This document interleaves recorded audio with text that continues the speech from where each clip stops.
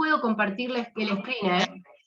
O sea, no hace falta que me pongas nada. Puedo compartir. Perfecto, perfecto. Ahí está A ver, grabando, me figura. así que ya podés compartir. A ver. Pongo share screen. No, me dice que no. Bueno. Te pongo entonces de hospedadora. Dale. Perdón, Sí. creo que la podés poner a Jessy como coanfitriona, pero lo tenés que hacer vos ahora que sos anfitriona. ¿Y cuál es la opción? ¿La viste? Vas a participantes, pero lo tiene que hacer y Fíjate si bueno, hay, ahora sos vos. fíjate si ahí podés. A ver.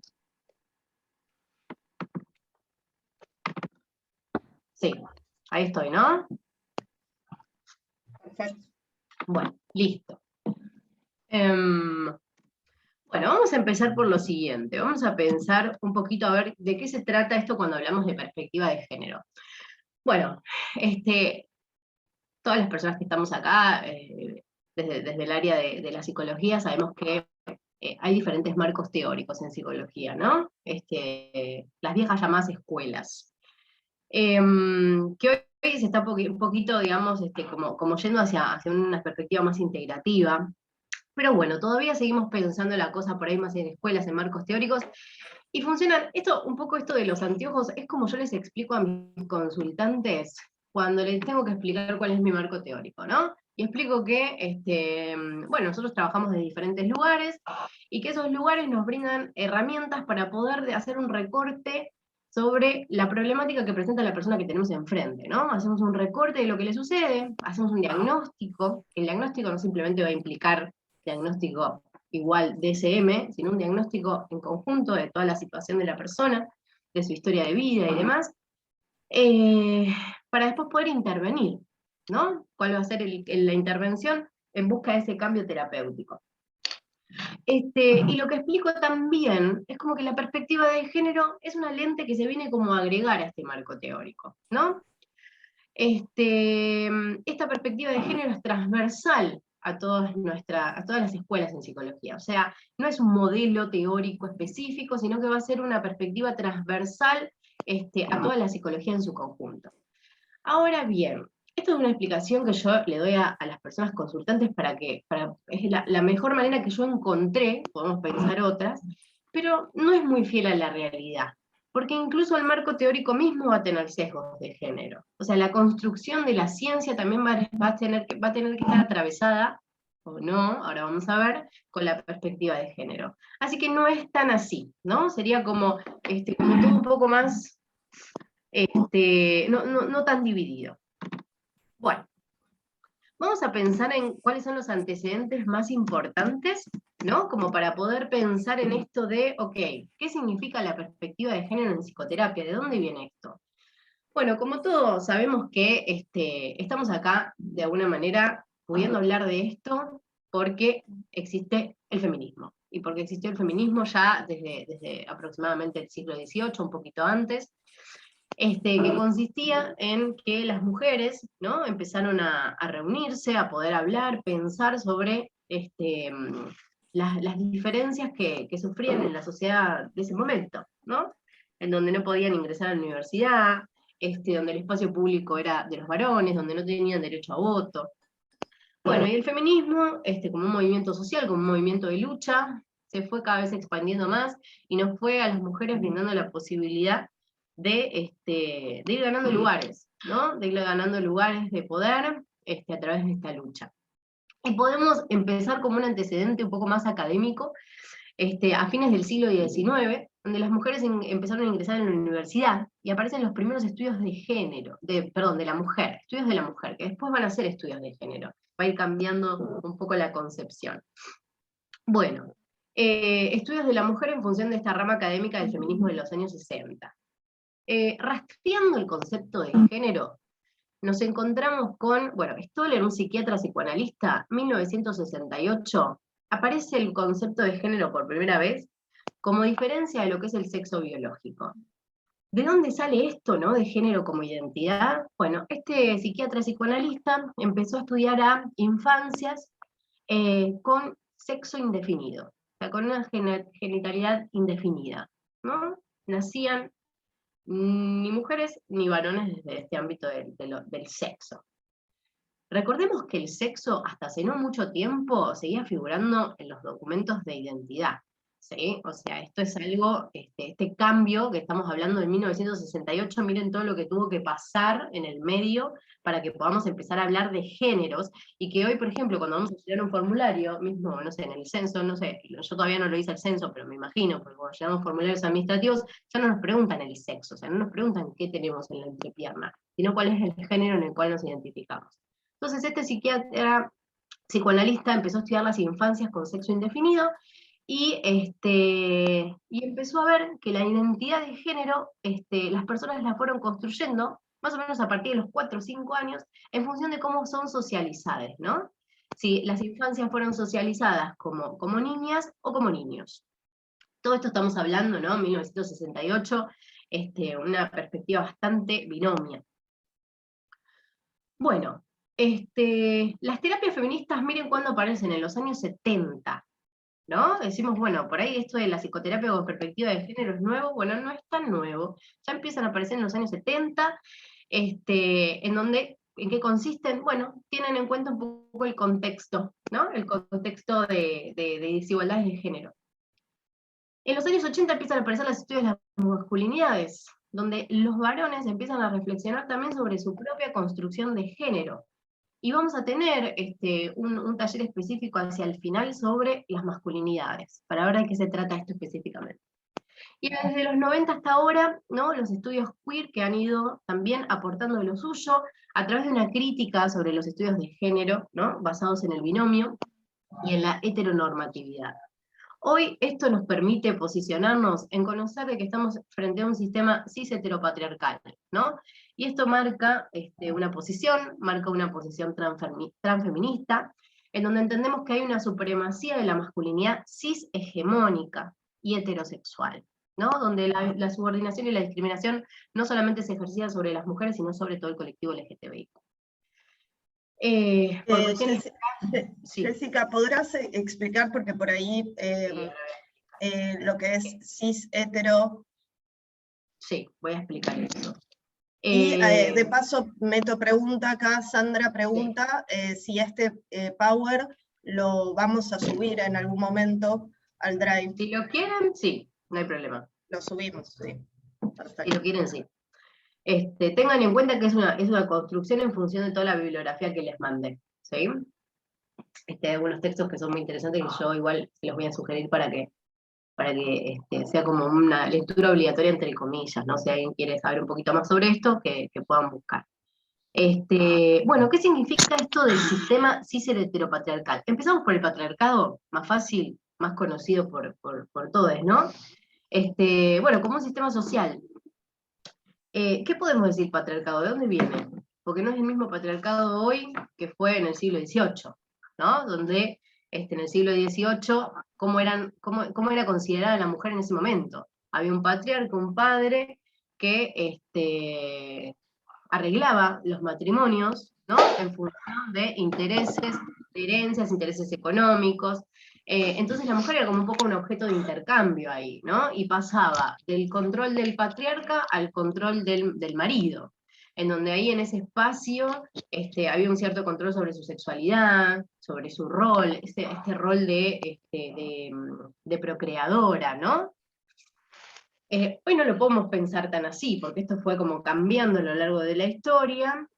Empieza a aparecer la idea de amor romántico, entonces las subordinaciones quedan como un poco más invisibles, ¿no? En este sistema, en donde en pos del amor romántico, de la incondicionalidad, de la afectividad, se sigue de alguna manera, ¿no? Quedando el género femenino un poco oprimido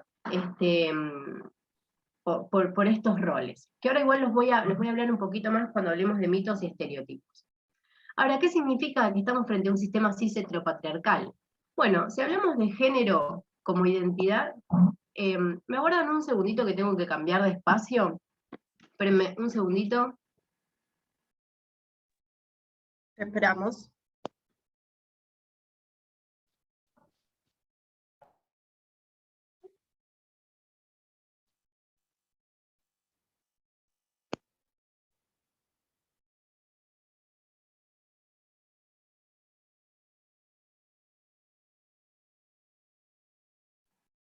Bueno, esto es fácil.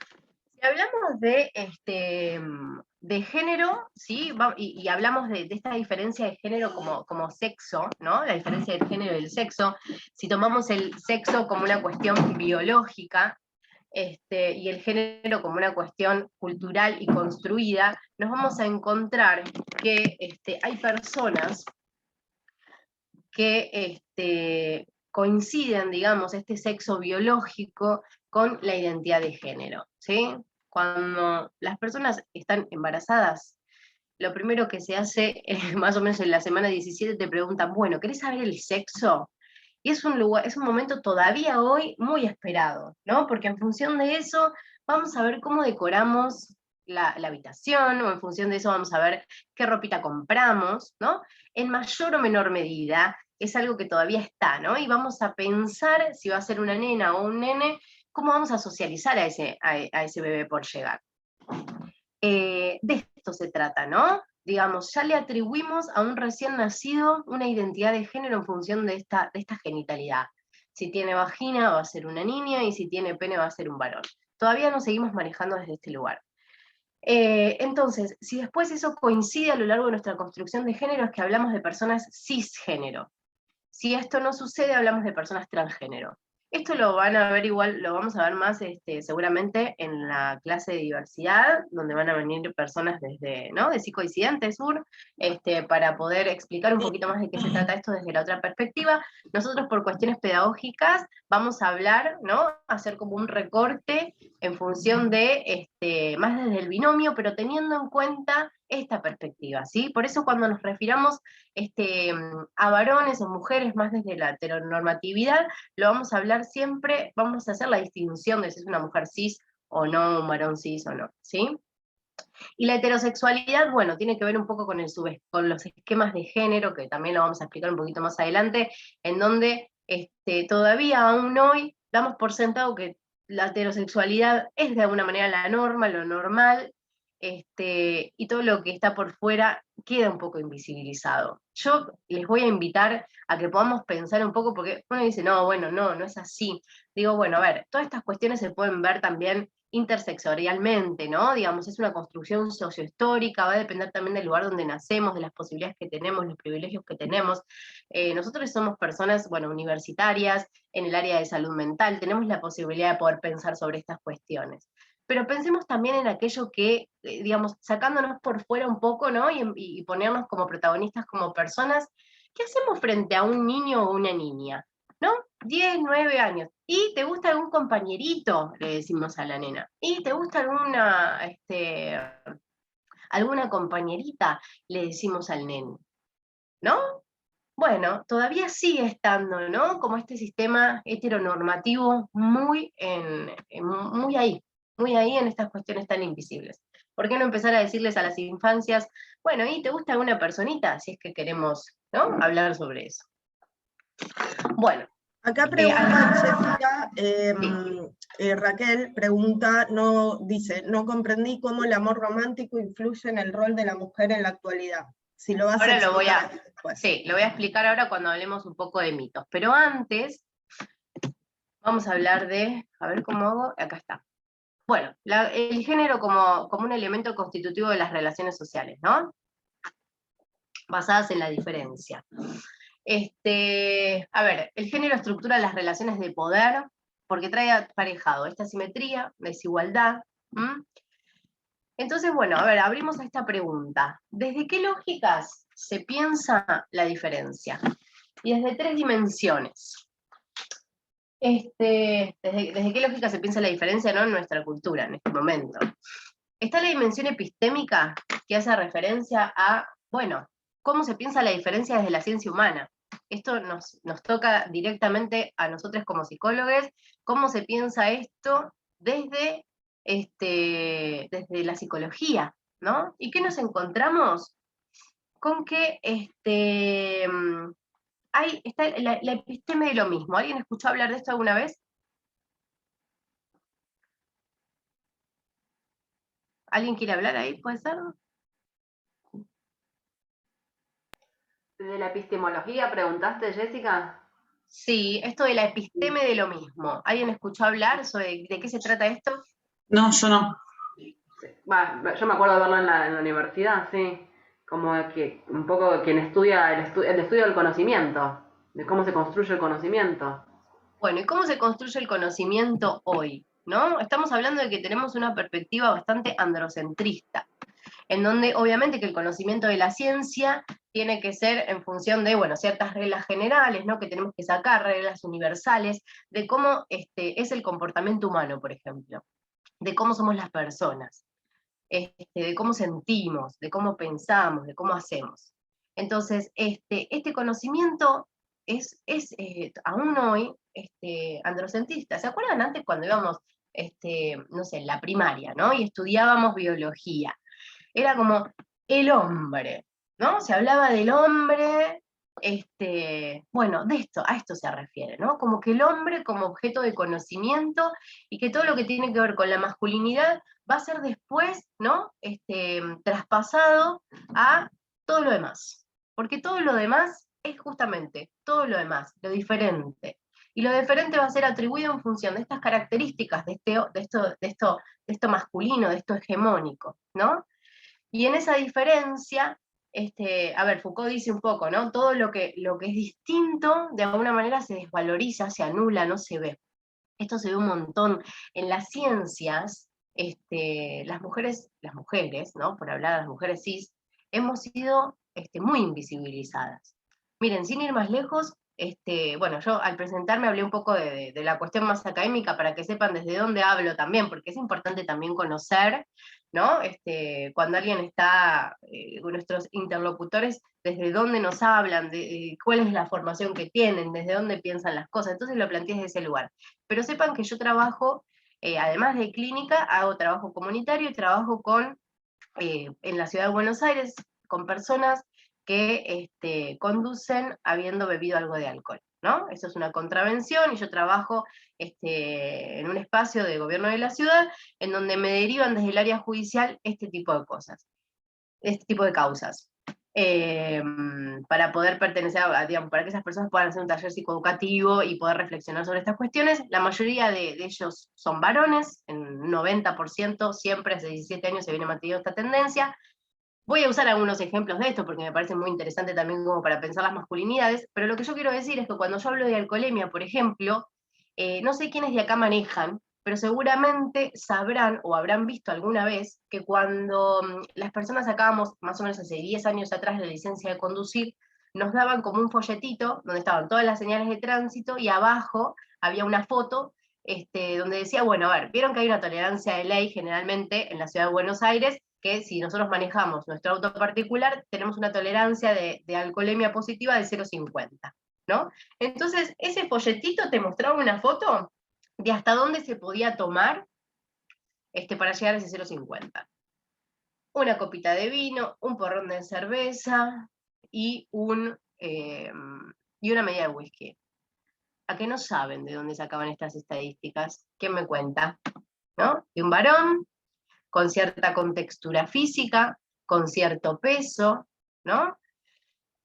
Que, digamos, y teniendo en cuenta cuestiones como muy básicas, ¿no? Estadísticas, bueno, en la estadística la verdad es que hay un montón de gente que queda por fuera. ¿Qué pasa con incluso aquella masculinidad que no pesa 70 kilos, por ejemplo?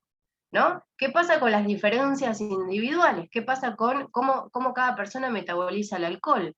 ¿Qué pasa con las diferencias individuales en función de ese momento de la vida? Digo, ¿comió antes? ¿No comió antes? Bueno, este es un ejemplo un poco de esto, ¿no? Como que hay algo y después todo lo demás queda como por fuera.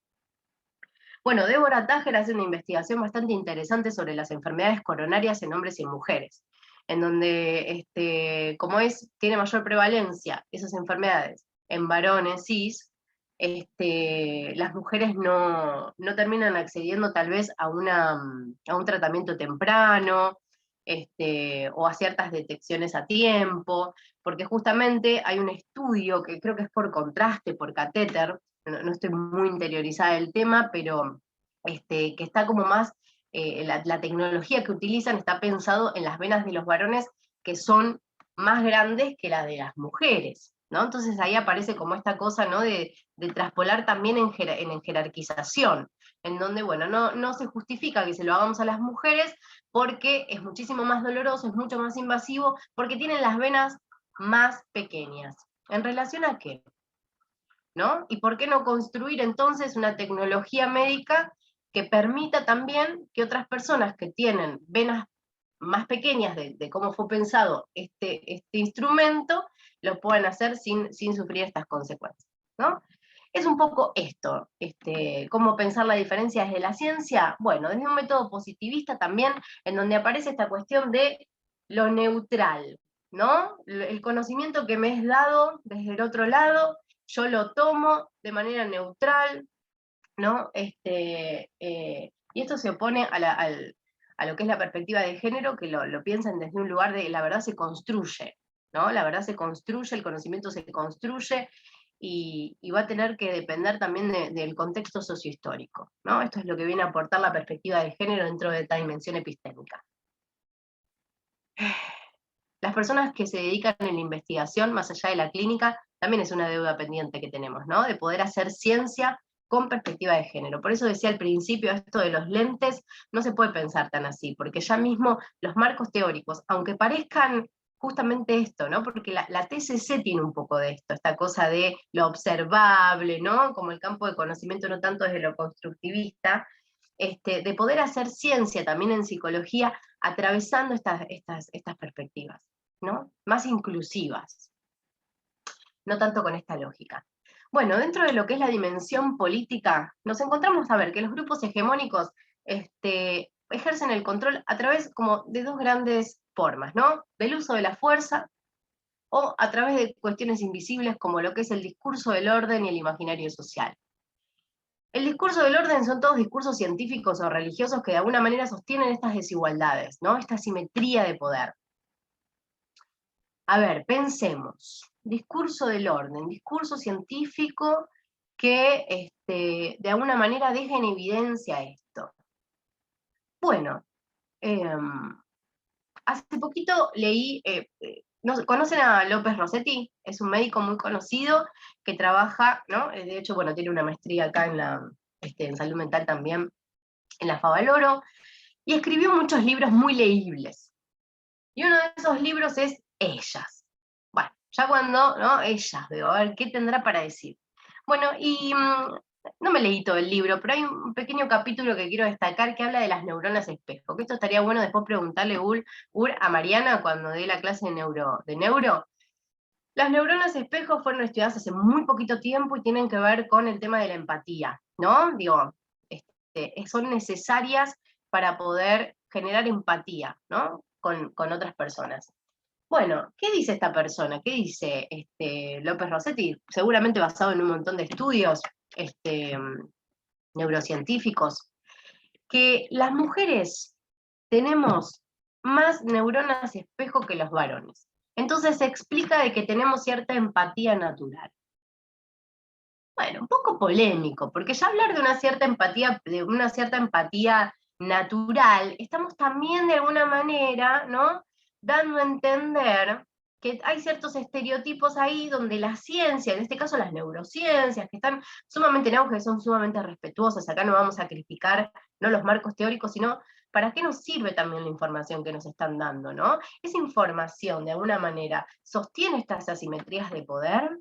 Bueno, en este caso yo creo que sí, y además se olvidan de algo importante. Hay estudios, sobre todo en violencia familiar, donde han puesto infancias que han sufrido violencia atrás de una televisión, donde les han mostrado diferentes situaciones sociales que capaces de generar una reacción de empatía, una reacción emocional, apelando a esto de la empatía. Y han visto que en función de las neuronas espejos es como que no se terminaban como de activar en ese procesamiento en personas e infancias que han sufrido violencia. Infancias hablo, niños y niñas. ¿Cómo se explica entonces esta cuestión de las neuronas espejo y de que hay mayor y que no sé qué, y la empatía? Porque el ambiente tiene que ver ahí, y lo estoy invisibilizando desde un solo discurso. Entonces, tenemos que poder pensar aquellos discursos científicos a los cuales adherimos, ¿no? qué información le vamos a brindar a nuestro consultante respecto a esto, para qué sirve esto que estamos pensando, diciendo, ¿no? Obviamente sin discutir, digo, bueno, probablemente sea así, lo haya cutificado, no lo sé. Pero, ¿sirve? ¿No sirve? ¿Para qué? ¿De qué manera? ¿Cómo transmitimos ese conocimiento después? ¿Qué utilidad tiene para nosotros en la clínica? Bueno, imaginario social es otra, ¿no?, de las dimensiones en las cuales se sigue ejerciendo, ¿no?, esta simetría, esta desigualdad, y es a través de los mitos, o sea, es todo lo que no entra en lo discursivo. Aparecen como en las prácticas. Ahora vamos a hablar igual específicamente de ciertos 3 mitos constitucionales, pero son estas cuestiones de las prácticas invisibles donde pareciera ser que no tiene historia, que no se sabe de dónde, cuándo empezó, pero es el siempre fueron así las cosas y siempre seguirán siendo de esta manera, ¿no? Bueno, y la dimensión ética es muy importante, sobre todo en salud mental como psicólogos, porque no podemos, con esta diferencia, o sea, no podemos pensar que todas las personas somos iguales, porque existen las diferencias. Porque va a existir las diferencias no solamente entre hombres y mujeres, sino también dependiendo de dónde viven esos hombres y mujeres, ¿no? De qué contexto, de qué familia vienen, de qué etnia, ¿no? Hay un montón de cuestiones intersectoriales que también tenemos que tener en cuenta, en donde no existe la igualdad, y no vamos a pretender que seamos todas las personas iguales, ¿no? Vamos a tener en cuenta, sobre todo en salud mental, esta diferencia, para poder ofrecer dentro de nuestras intervenciones,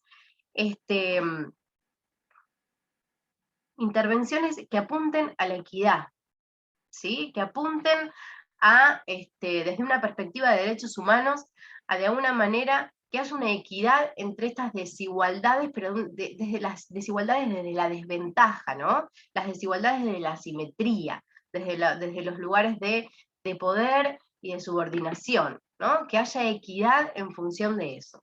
O sea que no podemos a todas las personas tratarlas de igual manera. Que la igualdad de derechos va a tener que responder a ciertas acciones apuntadas a esta equidad. Bueno. Mitos y estereotipos. Acá es un poco lo que ustedes estaban preguntando, ¿no?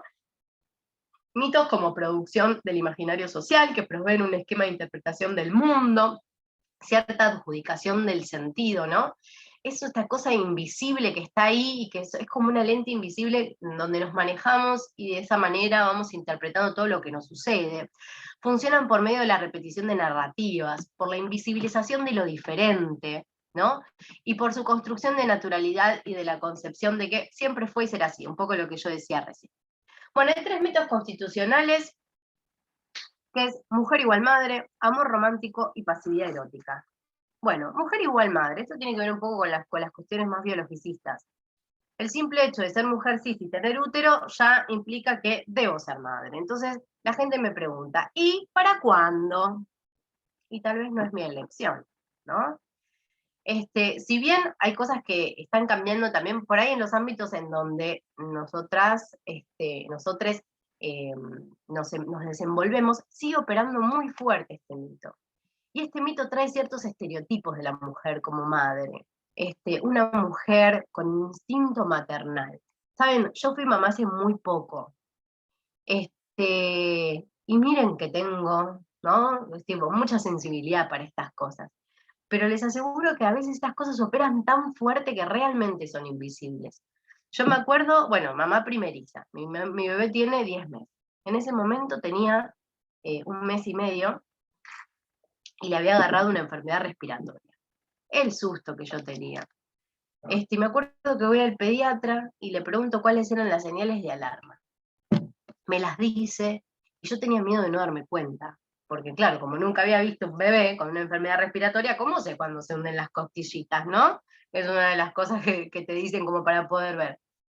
Y me dice el médico, vos quedate tranquila, que como mamá vos te vas a dar cuenta. Porque las mamás interpretan todo, que porque llora, que qué le pasa. Y yo me acuerdo que yo estaba acá y la nena lloraba y yo no entendía nada.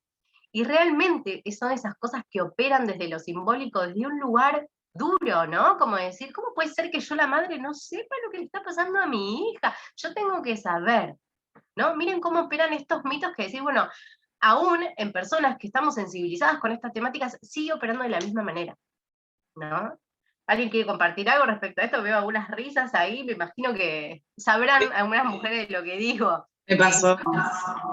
Mi hijo tiene 3 años y medio. Es muy fuerte, sí. Con la maternidad te pasan todas estas cosas, sí, totalmente. Te puedo compartir un montón de situaciones. Sí. Por esto del género, cuando quedas embarazada, ¿qué 17 semanas? A la semana 8 ya te están preguntando. ¿Qué querés que sea? Te preguntan. Sí. No, incluso yo estoy haciendo un tratamiento de fertilidad y incluso a la mujer gestante es como vos tenés que estar bien para tu bebé, para que llegue bien tu bebé. Bueno, sí, tengo que estar bien primero para mí, después, bueno, si viene una personita, genial. Pero hay como todo un discurso, muy por eso ahí te pregunté si eso que vos mencionaste puede ser un ejemplo de lo que hablabas anteriormente acerca del discurso del orden, o algo que se infiltra de ese tipo de discurso, ¿no? Total, sí, totalmente. La ciencia viene mucho también a decirnos de esto, ¿no? Bueno, el psicoanálisis se ha ocupado bastante también de hablar de esto, de la cuestión de, desde lugares así sesgados de género, pero porque hay que entender también el psicoanálisis de dónde viene, de qué época viene, de qué contexto sociohistórico, ¿no?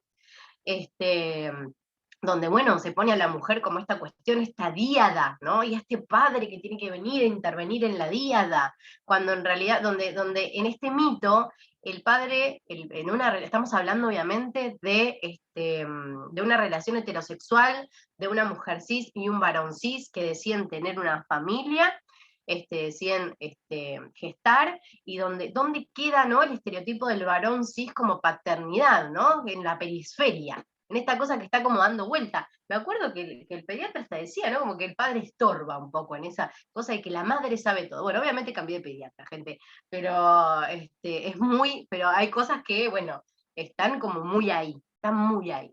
Bueno. Amor romántico, que acá preguntaban un poco. Bueno, esta cuestión de lo del patriarca que yo les decía, se cambió un poquito con esta concepción del amor romántico.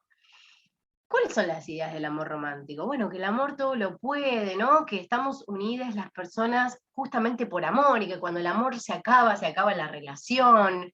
En donde aparece como esta cuestión de la incondicionalidad, y aparecen estos roles muy estereotipados en el mundo de lo íntimo, ¿no? En el mundo privado, en donde en una relación heterosexual, cis, la mujer ocupa... ¿Sí? ¿Alguien me quiere decir algo? ¿Alguien quería decir algo? ¿Se escuchó como algo? No. La mujer ocupa un rol, ¿no?, de cuidado, el rol de la unión de la familia. O sea, la unión de la familia depende de la mujer con su emocionalidad, con toda su afectividad, con esta cosa de la incondicionalidad del amor.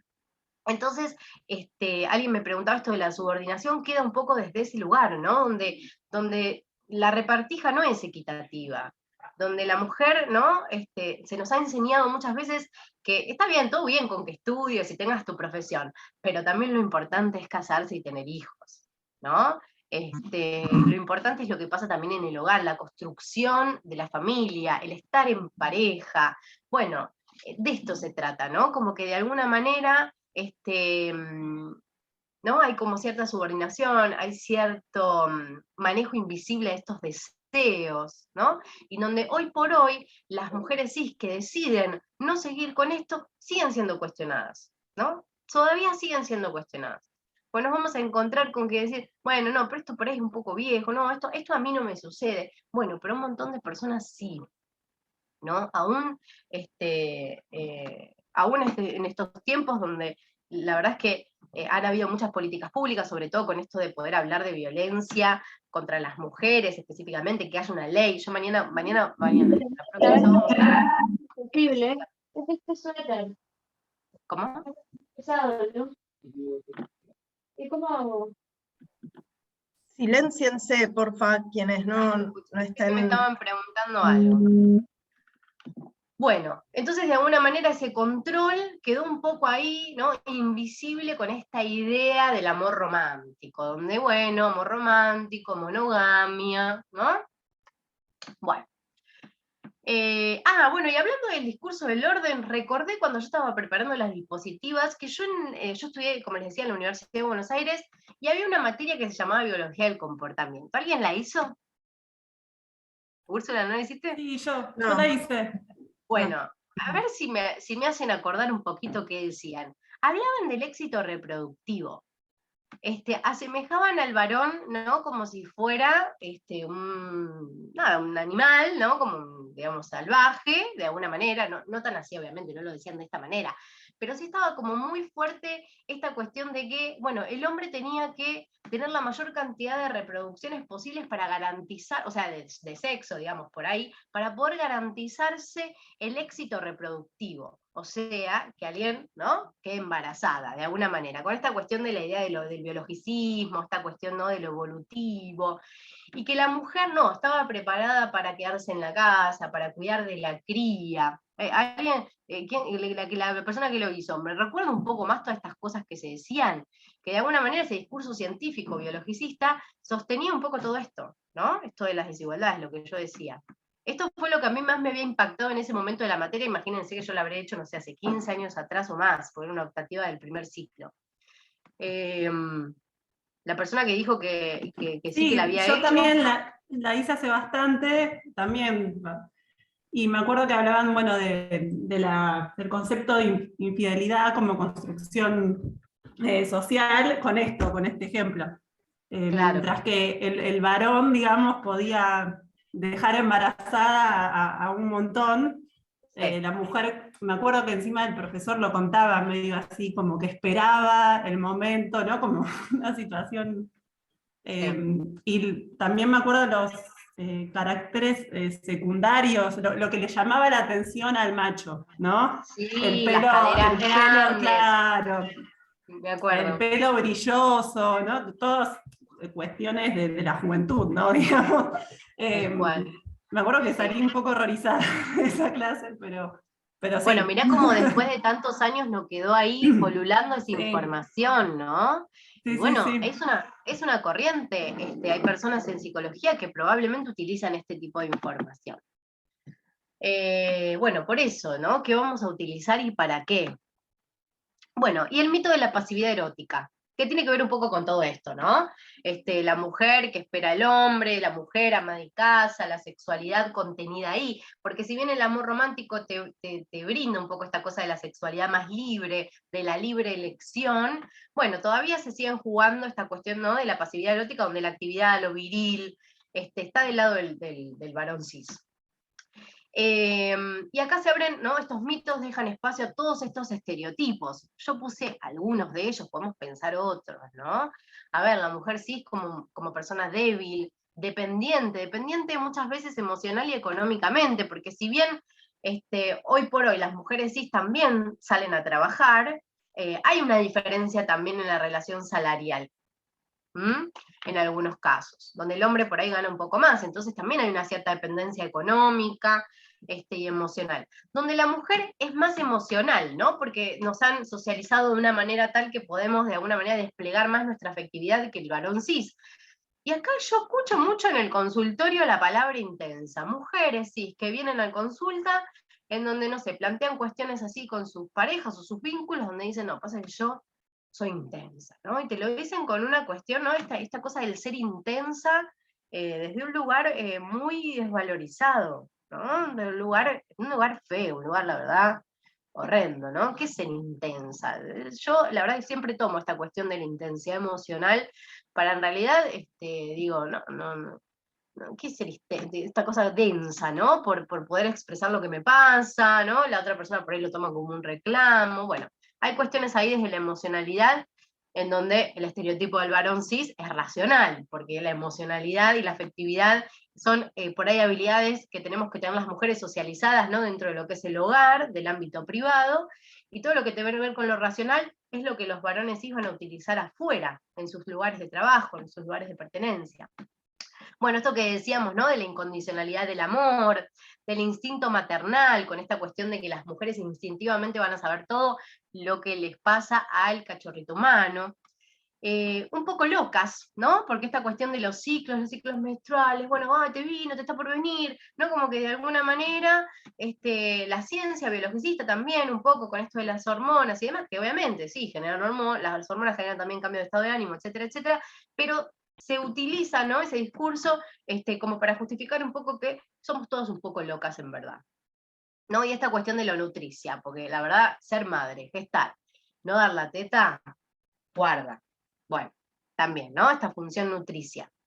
Bueno, y el varón cis, un poco por oposición, a propósito puse primero la mujer y después el varón, porque en realidad se piensan más los estereotipos del varón para después, ¿no? Por la diferencia, pero varón cis, fuerte, ¿no? Esa fortaleza física también para hacer trabajos de mayor fuerza, ¿no? O esa fortaleza física en donde va también muy ligado a la agresividad, responder o digamos, argumentar o discusión, ¿no? A través del uso de la agresividad y la fuerza, como proveedor económico, racional, viril, activo. Esto impacta mucho también en la sexualidad de los varones cis, ¿no? Donde hay una sola manera de disfrutar la sexualidad, muy falocentrista, ¿no? Con esta cosa de la potencia, de la virilidad, y esto trae muchas dificultades. Yo tengo una teoría, pero es una teoría que la verdad no está contrastada, pero bueno, yo la voy a compartir. Vieron que las mujeres cis, bueno, somos las personas que más consultamos en salud mental. Me imagino que, bueno, Úrsula seguramente debes tener estadísticas sobre todas las consultas que te llegan, quiénes son de mujeres y cuántas son de varones, y seguramente las mujeres, esto ya está comprobado estadísticamente. Ahora, yo tengo una fuerte teoría en base a una experiencia personal, mi pareja es un varón cis, psicólogo también, y es sexólogo. Y la verdad es que todas las consultas que él tiene son de varones en sexología. Tiene consultorio lleno, porque se dedica exclusivamente a eso. Y tienen que ver con esto, con la sexualidad, con cuestiones de, no sé, eyaculación precoz, o cuestiones de, igual, bueno, a ver, son todos conceptos de la ciencia, habría que reverlos, ¿no? Pero digo, para hablar un mismo lenguaje todos. O tiene que ver con el tema de la erección, ¿no? Entonces digo, bueno, ojo ahí también, ¿no? Porque, ¿qué pasa con los varones en salud mental, en donde hacen las mayores consultas tienen que ver con el goce de su sexualidad, ¿no? Y cómo esta imagen de potencia, de virilidad, de alguna manera, trae malestar, ¿no? Porque estos estereotipos traen muchísimo malestar, tanto en hombres como en mujeres. Y todo esto tiene que ver con este sistema cis heteropatriarcal. Obviamente que no todas las personas vamos a adherir de la misma manera a estos contenidos hegemónicos. Entonces acá dice esto, ¿no? Que en función del grado de adhesión a estos contenidos hegemónicos, que son situados y contextuados siempre, se plantearán modos de subjetivación más tradicionales, transicionales o innovadores, ¿sí? Esto es importante saber porque obviamente va a depender de cada persona, de qué manera, ¿no? Se socializan, y de qué manera, bueno, de alguna manera nos pega, entre comillas, toda esta cuestión social, ¿no? En estas diferencias individuales.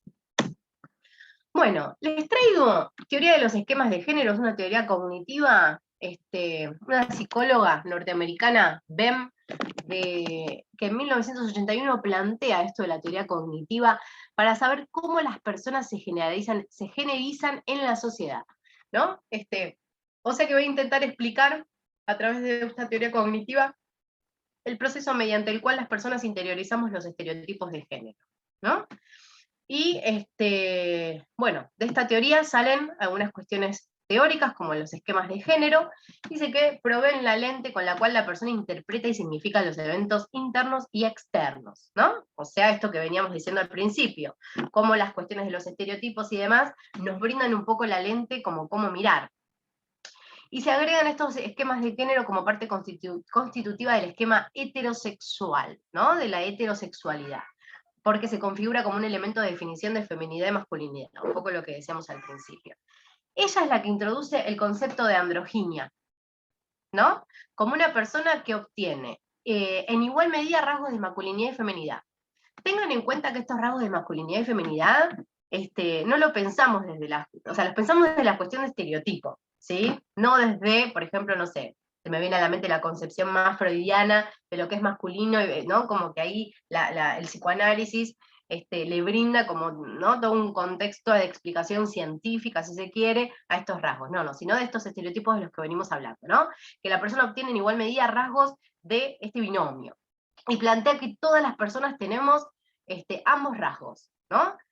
Y acá empiezan a apuntar, esto es más de lo que se habla por ahí en ACT, ¿no? En tercera ola, esto de la flexibilidad cognitiva, de poder pensar esto de la flexibilidad cognitiva desde estos esquemas de género, porque a mayor androginia, ¿no?, a mayor flexibilidad en esto de los rasgos de masculinidad y feminidad, mayor flexibilidad psicológica, mayor flexibilidad cognitiva, y sabemos muy bien que la flexibilidad está ligada al bienestar. Bueno, entonces, es importante también, digamos, en salud mental, tomar una postura como psicólogos desde esta androginia, ¿no? En donde se le pueda brindar la posibilidad a la persona de tener cierta, como dice acá, ¿no?, la identificación con atributos y rasgos que resulten útiles y le permitan desenvolverse sin que estos rasgos estén predeterminados para un género u otro. ¿Qué significa esto? Empezar a poder ver nuestros propios sesgos, de que muchas veces es, bueno, esto es cosa de mujeres, los varones hacen esta cosa, hacemos tal cosa, o las mujeres hacemos tal otra, y apuntar un poco más a, bueno, las personas, ¿no? Digamos, como a no hablar tanto en términos de este binomio, para que las personas puedan por lo menos tener como una amplitud de atribuciones en las cuales poder identificarse, ¿no? Porque, por ejemplo, no sé, se me ocurre pensar por ahí en un varón cis que quiere resolver las cosas de una manera que por ahí, no sé, bueno, me pasa tal cosa. Bueno, a ver, tenés que hablar de tus sentimientos. A ver, ¿está permitido llorar? No, yo no lloro porque eso es de puto, ¿no? Digo, por ahí empezar a decir, esto es de mujer. No, yo como me voy a poner tal cosa, eso es de mina, ¿no? Digamos, como esto, como ciertos atributos que están como muy sesgados, ¿no?, muy estereotipados y muy rigidizados, en donde no nos permitimos, de alguna manera, abrir nuestra perspectiva, nuestro campo de acción, porque estamos como muy basados en esa predeterminación. ¿Lo expliqué bien? Porque no sé si encontré bien las palabras como para poder explicarlo. ¿Lo expliqué bien? ¿Logré hacerme entender? ¿Sí? Bueno, y a mayor polarización esto de los esquemas de género, como les decía, mayor malestar en las personas, más rigidez. La gente, muchas veces nos rigidizamos con, no, bueno, así debo actuar yo como mujer, ¿no? Y si no lo hago, entonces no soy lo suficientemente mujer. Generalmente esto le pasa más a los varones con las masculinidades, después lo vamos a ver más adelante. Bueno, pero es muy interesante esta teoría de los esquemas de género, así que quien tiene la posibilidad de poder investigar sobre ella, por ahí les va a aportar bastante a la clínica, más desde el lugar TCC. Bueno, acá hay muchas de las personas que hicieron la especialización de Fernández Álvarez, ¿no? Con respecto al tema de una especialización integrativa TCC de ILE. Bueno, hay un texto que yo les recomiendo, que es el que yo les pasé, que se llama Aportes de la perspectiva de género al enfoque integrativo supraparadigmático, de Gaba. Yo voy a hablar ahora específicamente de ese texto, porque, bueno, Mariana Gaba es una psicóloga que estudió acá en la Universidad de Buenos Aires, tiene mucha relación con Aguilé, con Tajer, que es, Tajer es una psicóloga psicoanalista titular de los estudios de género allá de la Universidad de Buenos Aires. Perdón, Jessica, ¿podés repetir el nombre del libro, por favor, así lo anotamos? Sí, o sea, es una revista científica que tiene como varios,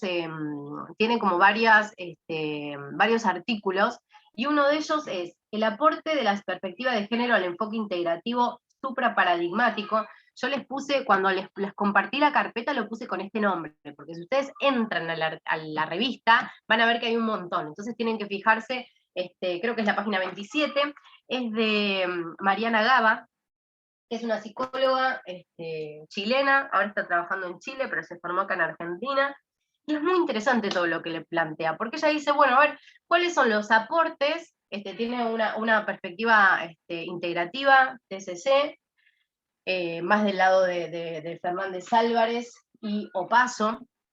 Fernández Álvarez sabemos que es argentino, Opaso chileno. en donde va a empezar a ver cuáles son estos paradigmas que esta gente de alguna manera selecciona y cuáles van a ser los aportes de la psicoterapia con perspectiva de género de estos paradigmas. Es muy interesante, así que quien tenga la posibilidad de leerlo, y luego después también tenemos que digo, no nos han enseñado mucho en la universidad a investigar, ¿no? Y por ahí nos basamos siempre como en los mismos textos clásicos. Bueno, ir un poquito más allá y agarrar el Google Academics y poner las cosas que nos interesan averiguar, ¿no? Ver revistas científicas y demás, que ahí van a estar las principales actualizaciones. Bueno, paradigma ambiental conductual, ¿no? ¿En qué se refiere este paradigma? El ambiente como una dimensión constitutiva sobre el desarrollo de la persona. O sea, que vamos a tener en cuenta el ambiente en el cual nacemos y nos desenvolvemos, ¿sí? Porque eso va a tener una dimensión constitutiva respecto a nuestro propio desarrollo. Los estudios de género señalan que los ambientes no son variados ni completos en términos de géneros. Vamos a pensar esto de la crianza, ¿no? Donde hay una estimulación diferencial, por ejemplo, en el juego de niños y niños, en su vestimenta y en las expectativas de futuro, porque vamos a socializar generalmente a los varones para que avancen en su profesión como algo importante, y a las niñas, está bien, como yo decía al principio, bueno, está bien, estudiá, pero bueno, también tenés que tener un hijo, la descendencia, lo importante es, ¿no? De formar una familia. O sea que la estimulación que vamos a recibir en nuestra crianza, la manera de socialización va a ser diferente. Y las mismas conductas en hombres y mujeres pueden ser interpretadas de manera diferente. La autora pone un ejemplo, ¿no? De que por ahí el llanto en una niña es interpretado como tristeza, y el mismo llanto en un varón frente a situación igual es interpretado como enojo, ¿no? Entonces, digamos, las personas adultas tenemos la capacidad esto de reforzar y desvalorizar acciones, y esto va a generar en nuestras infancias bienestar o malestar, y va a condicionar un poquito, ¿no? La manera en que se van a desarrollar. Hablando del paradigma ambiental, miren, yo me acuerdo, en mis inicios me dediqué más a la cuestión familiar e infancias. Y trabajaba mucho desde una perspectiva sistémica casi exclusiva, sistémica estratégica. Y me acuerdo que, bueno, tenía una familia que venían por el chiquitín, que venían a consulta porque veían cuestiones de conducta, ¿no? Medio travieso, el chiquitín tenía 3 años. Y en una de esas sesiones, la mamá estaba muy angustiada porque el chiquito había ido a un cumpleaños, en ese momento estaba como muy de moda esto de Frozen y qué sé yo. La mamá vino angustiadísima, pensando que su niño iba a ser gay, porque en un cumpleaños había jugado con unos juguetes, o se había disfrazado de Frozen, ¿no? Y la mamá le decía, no, que eso es de niñas, ¿no? Bueno, trabajamos un poco ahí sobre esta cuestión de ampliar un poco la perspectiva, ¿no? Qué importante es esta cuestión de tomar lo ambiental, en dónde se desarrolla el niño, cómo es socializado, el niño y la niña, ¿no? Las infancias. Y hablamos un poquito de esto, ¿no? Como de ampliar la perspectiva, esto de, bueno, ¿qué es esto de tener juegos de niños y juegos de niñas, o colores de niños, colores de niñas, ¿no? Empezar como a realmente ser mucho más flexibles en nuestras crianzas en eso, y cuando empezamos a hablar, se queda pensando, me dice, bueno, ¿sabes esto que me estás diciendo? Él me lo dijo, me dijo, no, mamá, esto no es de nena, esto es de Frozen, ¿no? Bueno, a veces las infancias vienen también a enseñarnos a nosotros.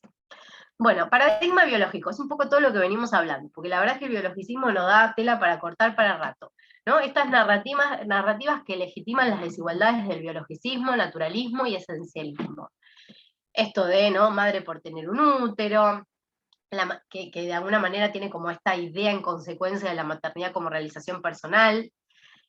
Hay un ejemplo, el componente genético de la homosexualidad.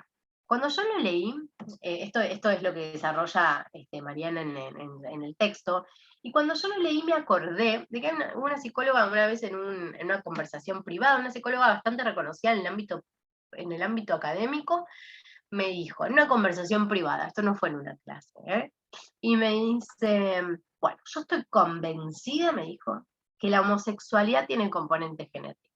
Porque yo una vez trabajé con una familia que tenía gemelas, bueno, bla, bla, eran todos gays, las hijas. Y yo me quedé, bueno, no dije nada en ese momento, tal vez error, tendré que haber intervenido, porque a veces está bueno también abrir a debates, ¿no? Pero no dije nada. Y cuando leí el texto que habla un poco esto del componente genético de la homosexualidad, me acordé de eso, ¿no? Entonces, bueno, supongamos que así sea, que haya componentes genéticos para eso, para poder determinar esto de la homosexualidad. Supongamos que eso sea cierto, digo, ¿lo pensamos también un componente genético de la heterosexualidad? ¿No? Una pregunta que se abre. Probablemente no, ¿verdad? Porque ¿quién va a estar buscando el componente genético de la heterosexualidad? Porque ¿para qué vamos a estar buscando algo que es la norma, ¿no? Lo normal. Entonces vamos a buscar aquello que se desvía de lo normal. Vamos a buscar el componente genético de la homosexualidad. Entonces miren, ¿no? Cómo el recorte que vamos a hacer de lo que vamos a buscar, desde qué lugar lo vamos a hacer, qué anteojos tenemos, ¿no? Y después qué utilización vamos a dar a esa información. ¿Qué utilización le vamos a dar a esa información?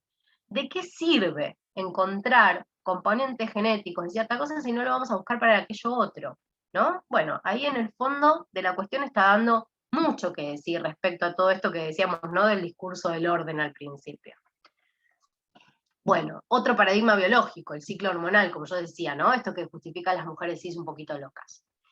Y muchas veces esto de la base biológica de la violencia, ¿no? El hombre como que tiene algo genético que hace que sea más agresivo. Bueno, eso lo vamos a ver un poquito mañana, en la próxima clase. Bueno, entonces el aporte que hace la perspectiva de género es, ¿cuál es el sentido de utilizar algunos hallazgos biologicistas en contextos terapéuticos? O sea, ¿de qué sirve yo que al consultante venga y le diga, bueno, esto que te pasa, tal cosa, ¿no? Porque al hacerlo, corro el riesgo de justificar las diferencias, desigualdades y discriminaciones. Y esto es ejercer violencia simbólica, como profesionales de la salud. Bueno, paradigma afectivo, ¿no? Esto incluye las motivaciones, emociones y sentimientos de las personas. Esto que yo decía al principio, las mujeres cis más en el plano de lo afectivo en el mundo privado y el hombre cis más desde el lado de la racionalización, utilizado más en el mundo público. Ahora, ¿cuál es el aporte? Empieza a dar la perspectiva de género en función de esto, un aporte de explicación, ¿no? Que hay mayor prevalencia de la depresión en mujeres cis. Bueno, el texto hace toda una explicación un poco de dónde viene esto de la depresión, ¿no? Y dice, bueno, está muy relacionado con el rol de ama de casa, porque, bueno, estamos socializadas a que eso es lo más importante, ¿no? Y estamos más predispuestas de esa manera a ciertas desilusiones. ¿Y qué pasa cuando en ese lugar, ¿no? En el hogar, ya no tenemos tanta gratificación? Algo ahí no funciona, y dejamos todo ahí, ¿no? Como poner todos los huevos en una misma canasta, y de todo lo demás, ¿no? ¿Dónde más puedo obtener gratificación cuando eso no funciona? ¿No? Estas cosas predisponen a la depresión, según el texto. Entonces, ¿dónde va a venir la intervención como psicos con perspectiva de género? Bueno, abrir un poco el enriquecimiento de la capacidad de disfrute a través de diferentes fuentes de gratificación, ¿no? Que todo no pase por ahí. Y tal vez visibilizando, ¿no? Que estas cuestiones tengan que ver con construcciones de género, con cosas que se vienen dando de manera invisible hace rato, ¿no? Y poder intervenir desde ahí, abriendo el juego. Bueno, paradigma inconsciente, no desde el psicoanálisis, ¿sí? Acuérdense que estamos hablando acá desde la cuestión más de psicoterapia integrativa. Plantea la influencia de las actividades psíquicas no conscientes de las condiciones, afectos y conductas, ¿sí? ¿Cuál es el aporte que va a dar la perspectiva de género acá, según la autora? Bueno, una subjetividad como construcción sociohistórica, ¿no? La articulación de los imaginarios sociales como productivos de deseos que entran dentro del campo del inconsciente, o sea, cómo los mitos operan en nosotros, ¿no? Acuérdense que esto de los imaginarios sociales no son ni más ni menos que los mitos. Identificamos 3, hay varios más, bastantes más, si nos ponemos a pensar y a buscar.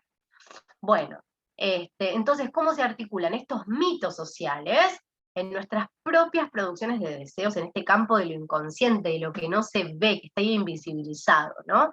Y la intervención que viene a dar el aporte desde la perspectiva de género es ampliarle el campo de conciencia. O sea, a través de la desnaturalización de ciertas formas de hacer visible aspectos que son más visibles en función de esto, de cómo sentimos, de qué es lo que hacemos. Colaborar con el análisis de las dinámicas de género que impulsan sus afectos, sus pensamientos y sus conductas. O sea que esta tríada cognitiva, ¿no? Esta tríada, perdón, desde la TCC, atravesarla con estas dinámicas de género. Entonces vamos a trabajar en la identificación y aceptación de los contenidos cognitivos y emocionales conflictivos respecto de las diferencias de género. Más sociales, ¿no? Bueno, paradigma sistémico. Esto tiene que ver con que, bueno, cuando hablamos de psicoterapia integrativa no podemos dejar, o sea, Aguilé lo que tiene, por lo que estuve leyendo, yo no hice la formación ahí, pero siempre fue todo más autodidacta, tiene una perspectiva integrativa donde, digamos, lo importante es lo TCC y lo sistémico viene como de fondo. Yo tengo una perspectiva que va un poquito al revés, primero sistémica y TCC como de cuadro, ¿no? Bueno, el paradigma sistémica viene a comprender las interacciones de las personas con otros sistemas, más próximos y con sus propios subsistemas internos, ¿sí? El aporte que da la perspectiva de género a este enfoque sistémico es visibilizar e intervenir en las relaciones de género que están estereotipadas. Por ejemplo, no sé, una relación de una mujer en el hogar con su pareja, donde hay cuestiones de género estereotipadas que generan malestar, no, bueno, vamos a intervenir desde ahí. Hago esta diferenciación de generar malestar porque nosotros como terapeutas no vamos a ser una policía de género, ¿no? Y poder empezar a decir, bueno, no, esto no está bien, porque esto reproduce los mitos, porque hay veces hay cosas que les funcionan a las personas y que está bien que así sea, ¿sí? Nosotros no vamos a juzgar desde esta mirada, ¿no? De los mitos, del discurso. Nosotros vamos a tener una postura tal de no reproducir aquellos estereotipos en nuestras consultas para nuestros consultantes, pero no desde un lugar de voy a estar mirando con una lupa qué es lo que estás haciendo mal, en función de lo que hay que hacer con perspectiva de género para ser una mejor feminista o un hombre deconstruido, ¿sí? No vamos a trabajar desde ese lugar, estamos hablando de cuestiones que generan malestar, ¿no? De cómo visibilizamos e intervenimos ahí. En las diferentes áreas, área familiar, de pareja, laboral, ¿no? Teniendo en cuenta siempre las conceptualizaciones de la teoría básica sistémica, ¿no? Esto de la homeostasis, o sea que el sistema siempre va a tender un poco a la homeostasis, o sea, mantenerse más o menos igual, que tiene ciertas resistencias también, y los tipos de cambio, ¿no? El cambio de primer orden, cambio de segundo orden. La psicoterapia siempre va a apuntar a esto del cambio del segundo orden, pero hay que tener en cuenta que cuando se genera un cambio incluso de primer orden, hay muchas cosas de la dinámica que van a ir cambiando, y esto específicamente en violencia contra las mujeres en un ámbito doméstico hay que tener mucha atención, porque aquello que estamos incorporando como información, que estamos interviniendo, va a generar un cambio en el sistema que a veces puede hacer que la mujer entre mayor en riesgo, que el hombre ejerza más violencia, más control. Esto lo vamos a hablar la próxima. Bueno. ¿Alguien me quiere preguntar algo respecto a todo esto? Es muy interesante, les recomiendo que puedan leer el texto. ¿Quieren aportar algo respecto a todo esto? No. Bueno, continúo. Bueno, prejuicios en nuestra persona como terapeutas. ¿Quién cree que no tenemos ningún tipo de prejuicio? ¿No? Vamos a derribar este mito, porque sí los tenemos, porque somos personas, y la verdad es que los prejuicios es algo que no se puede evitar, ¿sí? Son procesos básicos que tenemos todas las personas. O sea, bueno, acá Alport un poco, ¿no? La teoría esto de los prejuicios, que dice, bueno, que la mente humana piensa en categorías, estas categorías van a construir la base de lo que son los prejuicios, no se pueden evitar, son procesos básicos que tenemos todos para simplificar este mundo tan complejo, ¿no? Esta cosa de poder pensar, de estos esquemas de pensamiento, en realidad, que funcionan de alguna manera para simplificarnos el laburo, ¿no? Y el estereotipar es una forma automática de categorizar, ¿sí? Y es importante saber que los grupos sociales marginados están en una posición de mayor vulnerabilidad que los hace blancos de prejuicios y discriminación. Y que también, como personas, solemos prejuzgar a personas de cualquier grupo al cual no pertenecemos, ¿sí? Esto es muy normal, es muy humano, pero bueno, algo tenemos que hacer con esto como terapeutas, ¿cierto? ¿Por qué? Porque nuestros prejuicios median las relaciones con nuestros consultantes. Y nuestros prejuicios como terapeutas afectan negativamente al trabajo terapéutico. Bueno. Nuestra formación profesional y nuestro rol como profesional psicólogo es contribuye al desarrollo y mantenimiento de ciertos sesgos, que son 3. Sesgo reduccionista, ¿no? Un poco a esto del modelo, un poco aplicado a esto del modelo médico en salud mental, donde comprendemos, donde explicamos los problemas psicológicos de las personas como problemas solamente intrapsíquicos, o sea, reducimos la problemática que nos presenta el consultante en función de esta explicación intrapsíquica, de conflictos intrapsíquicos.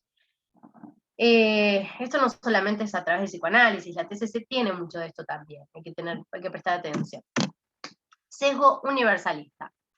Los problemas, sí, explicados como procesos comunes a todas las personas, ¿no? Donde no incluyen las diferencias. Es un poco lo que decíamos de la episteme de lo mismo, ¿no? Donde, bueno, todas somos personas y entonces todo lo que nos pasa son procesos comunes a todas las personas. Sesgo de benevolencia.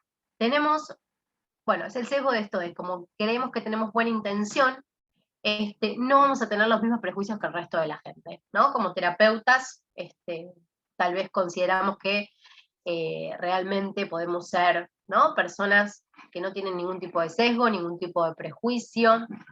Bueno, esto no es así, ¿no? Porque también fuimos socializados, no solamente como en nuestra formación profesional, de dónde venimos, dónde estudiamos, quiénes fueron nuestros docentes. Yo creo que hoy por hoy, ¿alguien está metido en el mundo académico de la universidad? Me encantaría saber, para saber los chismes, porque me imagino que ahora debe ser todo tan distinto. Yo, bueno, como les decía, estudié en la UBA, y digo, las personas titulares de cátedra generalmente son todos varones, algo que no entiendo bien porque es una carrera especialmente de mujeres, pero vieron que las titularidades de cátedra generalmente son, ¿no? Varones cis, ¿no? Ahí en el escenario, levantado en el escalón, con el micrófono, ahí en los teóricos, hablando y diciendo, bueno, lo que quieren, ¿no? Con cierta impunidad. Yo me imagino que hoy esto no debe ser tan así, que debe haber un cuestionamiento muy fuerte, porque, bueno, la construcción del conocimiento ya no queda en manos de esas pocas personas, sino que es compartido, ¿no?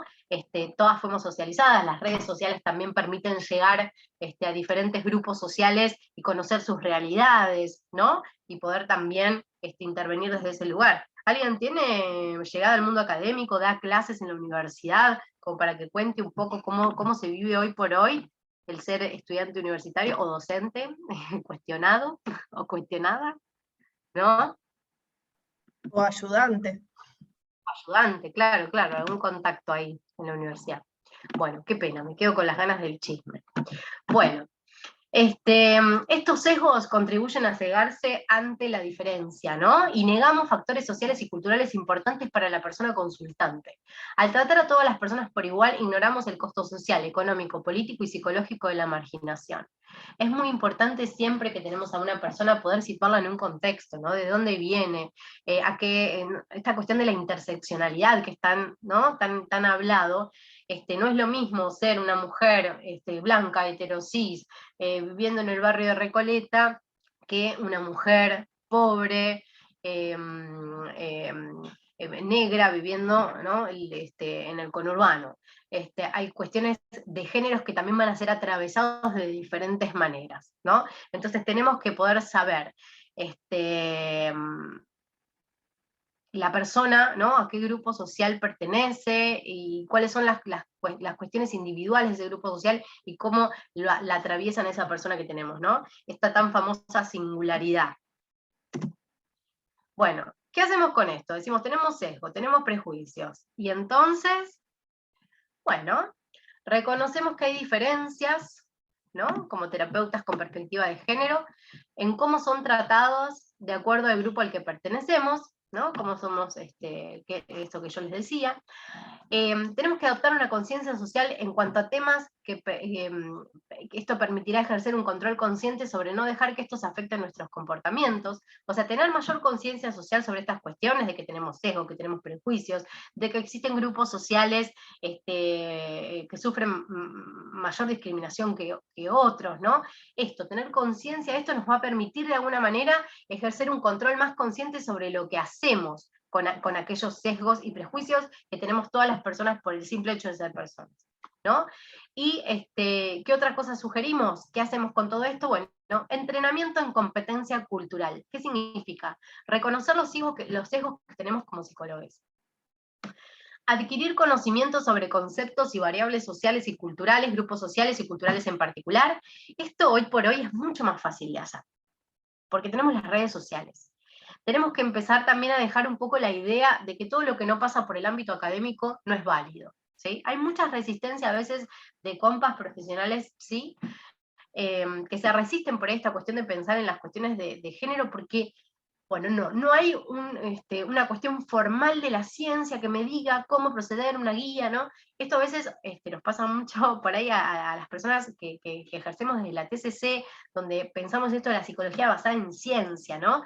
Digo, empezar a correr un poquito esta cuestión de que si no lo dice la ciencia no es válido, teniendo en cuenta que nada, la ciencia es construcción social también y va a depender del contexto histórico, que es importante hacer ciencia, es importante la rigurosidad científica, es importante brindarle a la persona que tengo enfrente lo mejor disponible dentro de lo que la ciencia me dice, pero también es importante que si estamos ejerciendo como investigadores, que podamos también tener en cuenta dentro de la propia construcción científica que hagamos, y que no todo lo que pasa por la ciencia es válido. Digo, también es válido todos los conocimientos informales, las cuestiones que hoy se hablan en las redes sociales. Las redes sociales han permitido de alguna manera que personas que no han tenido voz y que no están en el ámbito académico, ¿no? Brindando conocimiento formal, puedan transmitir qué les pasa y poder conocerles y poder saber después cómo intervenir desde ese lugar, ¿no?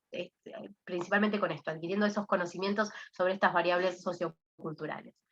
Y adquirir habilidades para la interacción e intervención con personas provenientes de grupos social y culturalmente diferentes a mi persona como psico. Esto es importante también, ¿no? Supervisar, y que las supervisiones también, digo, ir como cambiando de espacios, ¿no? No siempre supervisar por ahí con una misma persona y decir, bueno, mira, tengo esta problemática de esta persona en particular, bien, lo voy a supervisar con alguien que está trabajando con esto hace un montón, que por ahí hay cosas que se transmiten desde lo no transmisible académicamente, ¿no? Hay cosas que se van transmitiendo también desde la experiencia y eso también es válido, ¿no? Bueno. Entonces, bueno, a ver, en función de todo esto que venimos hablando, me atreví a hacer como una especie de resumen, ¿no? Acerca de, bueno, ¿qué sería el rol de la persona terapeuta con perspectiva de género? Esto es un recorte personal que hago en función de todo esto, podemos pensar más, les voy a invitar a participar en esto, porque el conocimiento es construcción y el conocimiento es colectivo, ¿sí? Entonces, bueno, a ver, reconocer la existencia de esto de los propios prejuicios y sesgos, ¿no? Y abandonar, desterrar la idea de neutralidad y objetividad en el espacio terapéutico. Somos personas, estamos atravesadas por un montón de cuestiones y no vamos a ser neutrales nunca. Indagar en aquella persona consultante sobre cómo afectan los esquemas de género y su desenvolvimiento en diferentes espacios en el malestar actual de la persona consultante, sabiendo que la socialización de género puede exponer a diferentes estresores, ¿no? Por ejemplo, las mujeres sí vamos a estar predispuestas a mayores estresores en el ámbito privado, en el hogar, y los varones por ahí más en el ámbito público, ¿no? Por ejemplo, no sé, varones muy sobrepasados con la cuestión del trabajo, trabajando un montón de horas por día para poder llegar a este ideal de proveedor, ¿no? Mujeres con esto de lo que se llama la carga mental, ¿no? De que estamos haciendo, o sea, las cosas en la casa dependen de la carga mental, porque por más que tengas un compañero súper simétrico, ¿no? Hay algo que va más allá, que tiene que ver con la carga mental, y que hay que decir, che, poné esta ropa a lavar, o mira, dividí la ropa de color, porque hay cosas que van más allá, que tienen que ver con la socialización, ¿no? Donde se le tiene que por ahí explicar, incluso estamos hablando de una relación heterosis, ¿no? Cuestiones que tienen que ver con esto, con la carga mental de cómo funcionan las cosas en el hogar, ¿no? Obviamente esto va a tener diferencias, pero bueno. Esta exposición a los diferentes estresores va a generar también diferencias en las maneras de expresar el malestar y en nuestros diagnósticos también. Bueno. O sea, hay Quiero cuestiones también, sí. preguntar, no, una preguntita más formal, si necesitan un recreo de 5 minutos, nos podemos Bueno. tomar un recreíto o seguimos de largo, decisión de ustedes. Sí, acá dicen que sí, un recreo. Ay, queda muy poquito, ¿eh? Muy poquito, estamos en la última parte. Un recreo de 5 minutos, bueno, Dale. demos un recreo. Vamos al atención. baño y volvemos. Perfecto. Dale.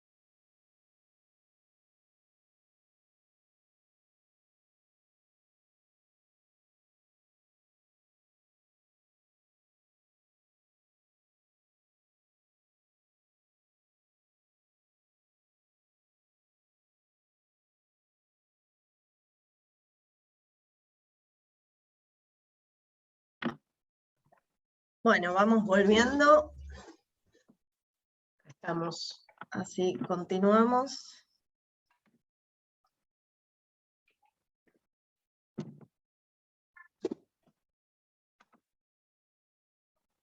Bueno, ya estamos terminando, ¿eh?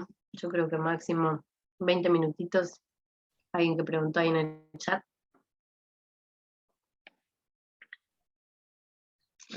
Bueno, ¿estamos ya? Estamos. Bueno, estábamos ahí con un poco el rol de la persona del terapeuta con perspectiva de género, ¿no? ¿Qué es lo que, en qué nos deberíamos diferenciar? Bueno, tener en cuenta esto, cómo la socialización de los géneros influye en la expresión del malestar, para no caer, ¿no?, en la sobrevalorización de ciertos síntomas y desestimar otros. Porque, por ejemplo, la depresión no se da de la misma manera en hombres que en mujeres. Por ahí las mujeres tienden a exteriorizar más con el llanto, ¿no?, para expresarlo, y por ahí los varones más desde retraerse, aumenta el consumo de alcohol o drogas, ¿no? O empiezan a estar como más irritables, o más agresivos. Bueno, hay una tendencia también a sobrevalorar mucho, me parece, el tema de la depresión en mujeres, cuando hay cuestiones que son totalmente válidas y comprensibles también dentro de esto de la sobrecarga mental, ¿no? Que tal vez, bueno, habría que ver si realmente se trata de una depresión o de cuestiones también muy contextuales, cómo intervenir ahí, ¿no? Bueno, y bueno, entender obviamente el contexto social en el que Jessica, aparece el malestar. y especialmente cuando las mujeres son madres. Porque ahí, para mí, hay un gran quiebre, digo, y en esta nueva mirada de que la mujer, bueno, ahora es profesional, pero no deja de ser, por más de, como decías vos, que tenga pensando en una pareja cis hetero, ¿no? Que tenga una pareja súper simétrica, igual la mujer, ¿no? Digo, hay una dependencia, si da la teta, que la mujer está poniendo el cuerpo ahí, entonces más allá de que el hombre esté al pie del cañón ayudando, hay una dificultad para la mujer, ¿no? Digo, yo trabajo también con esta mirada, porque aparte atiendo a mujeres puérperas, y es un temón, el duelo por la mujer, digo, extraña el topsito con el que iba a bailar, y es es terrible cómo lo viven, esta cosa de estoy acá encerrada, no sé qué hacer, quiero salir a trabajar, y cuando salgo a trabajar extraño a mi hijo, y cuando no, entonces ya terminan como en un no lugar, digo, no, yo leía el otro día un texto que decía, ¿quiénes la pasaban mejor? ¿Nuestras abuelas a costa de la violencia económica y sexual? ¿O nosotras mujeres que salimos al mundo laboral, pero también, digo, cuando decidís ser madre tenés, ¿no?, todo este quiebre y esta dificultad, decís, ¿a dónde pertenezco? ¿Al ámbito privado? ¿Al ámbito público? ¿Cómo me divido? ¿No? Sí, qué interesante tu aporte. ¿Y ese texto lo querés compartir? ¿Tenés como para compartirlo si lo podemos leer? Es Laura Goodman, que es bastante polémica, pero para mí hay cosas que tomar que son fantásticas, que son muy interesantes, pero desde una mirada feminista podés tirarle por momentos un libro por la cabeza, pero para mí hay cosas que dice que tienen razón, porque hay una cuestión fisiológica y de fusión emocional, que hay una realidad biológica que es muy difícil. A ver, yo también fui madre, y ahí yo entendí un montón de cosas, ¿no? Y hay un quiebre muy fuerte en la mujer. Hay algo que tienen que ver, digo, gestaste un pibe dentro de tu panza, hay una conexión ahí que no la tiene el padre, y es una realidad, porque si no nos caemos todos en todo es cultural. Y hay algo real, biológico, que no es lo mismo que el pibe salió de tus entrañas, ¿entendés? Y tu cuerpo está produciendo leche. Entonces digo, a mí yo tengo como esta mirada de, bueno, está buenísimo, el hombre tiene que estar ahí, pero hay momentos donde sos vos con el pibe, más cuando tiene 1 mes, 2 meses, ¿no? El problema de todo es la inflexibilidad y el reduccionismo. Claro, totalmente. O sea, acá no se trata como de decir, bueno, listo, a partir de ahora nada de todo esto sirve, vamos a explicarlo todo desde lo social. No. Digo, por eso pensarlo como desde una cuestión integrativa, en donde de alguna manera todas las formas de explicar puedan convivir de una manera también flexible, ¿no? Donde decir, obviamente, como vos decís, tal cual, cuestiones biológicas, de cómo, o sea, es impresionante, ¿no?, que el bebé nace y ya sabe ir a la teta, ya sabe cómo tomar la leche, digo, eso es algo, ¿no?, que la verdad es que nadie que no geste, digamos, va a poder saber, ¿no? y que tiene que ver obviamente con cuestiones biológicas, porque en definitiva, bueno, somos seres humanos, somos mamíferos, ¿no? Digamos, también nos reducimos a una cuestión al reino animal. Pero que no toda esa explicación sienta la base para esto de la discriminación. Porque, por ejemplo, miren, les cuento una cosa personal que yo tenía. Nos turnábamos mucho con mi compañero, los primeros meses fue muy difícil para mí, de estar sin dormir. O sea, el dormir es algo que valoro muchísimo, y sobre todo más después de la pandemia, ¿no? Donde empecé a dormir más de 8 horas, cuando por ahí antes las cuestiones laborales implicaban dormir 5 o 6, y cuando empecé a darme cuenta de lo que era dormir 8 horas, se nota la diferencia en el cuerpo, o sea, se nota el bienestar en el cuerpo. Y me era muy difícil, la teta, el dormir y demás. Entonces, bueno, mi compañero se despertaba a mi par y me charlaba mientras yo iba dando la teta. Entonces teníamos como el rol, esta cosa de, bueno, yo doy, vos después haces el provechito y mientras yo duermo, ¿no? Entonces, bueno, era como esta cosa mixta. Pero muchas veces también me encontré como con cierta, esto es algo muy personal de cómo me atravesó a mí la maternidad, ¿no? Esto, o sea, es una cuestión totalmente personal. Pero de alguna manera me parece que operaba un poco esta cosa de, ¿no? La mujer, la conexión, el tema de las mujeres son las que están sin dormir. Y después me daba un poco de culpa que mi baby, ¿no? Que decía, capaz que necesita que yo esté ahí todo el tiempo sin dormir, por una cuestión biológica, ¿no? Porque eso, sigue operando todo esto, y había como una cierta culpa de decir, uy, capaz que está mal que esté con el padre un poco más tiempo a la noche. Entonces digo, ni una cosa ni la otra de manera exclusiva, ¿no? No caer en sesgos reduccionistas, que es un poco lo que habíamos hablado, y poder tener flexibilidad, porque la flexibilidad es salud. Si intentamos explicar... Pasa que hay un sector el feminismo, digo, tiene mucha, ¿no? Y la perspectiva de género hay muchas ramas. Y hay un sector del feminismo, que es como, bueno, si vos decidiste ser madre y no trabajar por un año, y quedarte en tu casa, porque se puede, porque lo elegiste, hay mujeres, o sea, digo, hay como ahí también, ¿no? Hablando de los sesgos, ¿no? Hay como una mirada ahí, pero ¿cómo no salís a trabajar? Bueno, pero también, como decías, no hay sufrimiento, la mujer lo decía, después cuando ya empieza a sufrir porque está encerrada, quiere empezar a trabajar y se le dificultan, ¿no?, las posibilidades, porque entre trabajar y pagar una niñera decís, listo, me quedo yo en mi casa, bueno, pero hay un sector del feminismo que es bastante crítico con esta mirada de decir, bueno, si la mujer quiere quedarse en el lugar de ser madre, tampoco está mal, porque si no volvemos a criticar a las mujeres porque eligen ser madres. Sí. ¿No? Bien, nosotros como profesionales de la salud tenemos que rever también desde qué postura vamos a trabajar, y digamos, y pensar un poco esto de la perspectiva de género, obviamente que tiene una fuerte base del feminismo, pero no militar el consultorio. No podemos a nuestras consultantes o nuestros consultantes tener como esta lupa de qué es lo que se debería hacer o decir en función del feminismo. Porque, a ver, ¿quién puede decir quién es más feminista que otro, qué está mejor o qué es peor? Todo va a depender del mal. O sea, lo importante es tener esta mirada transversal para poder ver muchas veces cuando el malestar o cuando un diagnóstico psicológico o psiquiátrico va a estar atravesado por estas cuestiones que se tienen que también tener en cuenta desde lo cultural y lo social, ¿no? Porque vamos a estar hablando con personas que padecen, que sufren muchas veces, ¿no? Entonces, digo, cómo desde nuestros recursos como psicólogos, desde los conocimientos teóricos y las herramientas que tenemos, agregar esto, ¿no? Y poder hacer ciencia también de esta transversalidad. Siempre teniendo en cuenta que no podemos decirle nunca a nadie cómo vivir, y si tenemos esos sesgos, ¿no? De qué es ser una buena feminista, bueno, identificarlos, ¿no? Para que eso después no salga ahí en la terapia, porque no militamos el consultorio. En realidad, y la vida, ¿no? Esto de transmitirle a la otra persona desde dónde o señalar qué es lo que debe o no debe hacer en función de estas perspectivas. Y todo radica en lo mismo, en la flexibilidad, ¿no? ¿Y cuál es nuestro perfil? Bueno, Fernández Álvarez Aguilé tiene una investigación muy interesante en Argentina acerca del perfil de la persona terapeuta, ¿no? Un perfil de un terapeuta flexible va a mejorar mucho la relación terapéutica y por ende los objetivos construidos y por ende la efectividad de la terapia también, ¿no? Bueno, esto es como un poco ahí, lo que va a estar de base. Poder pensar nuestros egos desde este lugar, de qué tan flexible somos con esto, ¿no? Sin dejar nada, por eso cuando yo porque también se cae mucho en el reduccionismo de, ay, bueno, no, la neurociencia, no, tiene método positivista, pum, no sirve.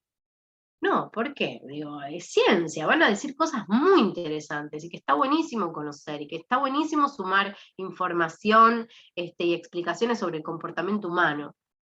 Pero vamos a pensar, ¿qué hago con esa información? ¿Cómo la transmito? ¿Para qué la transmito? Si estoy en una consulta, ¿no? Recuerden que esto que estamos planteando ahora, digamos, en este taller es como, bueno, a ver, contextualicemos todo esto para ver qué nos sirve dentro del consultorio, ¿no?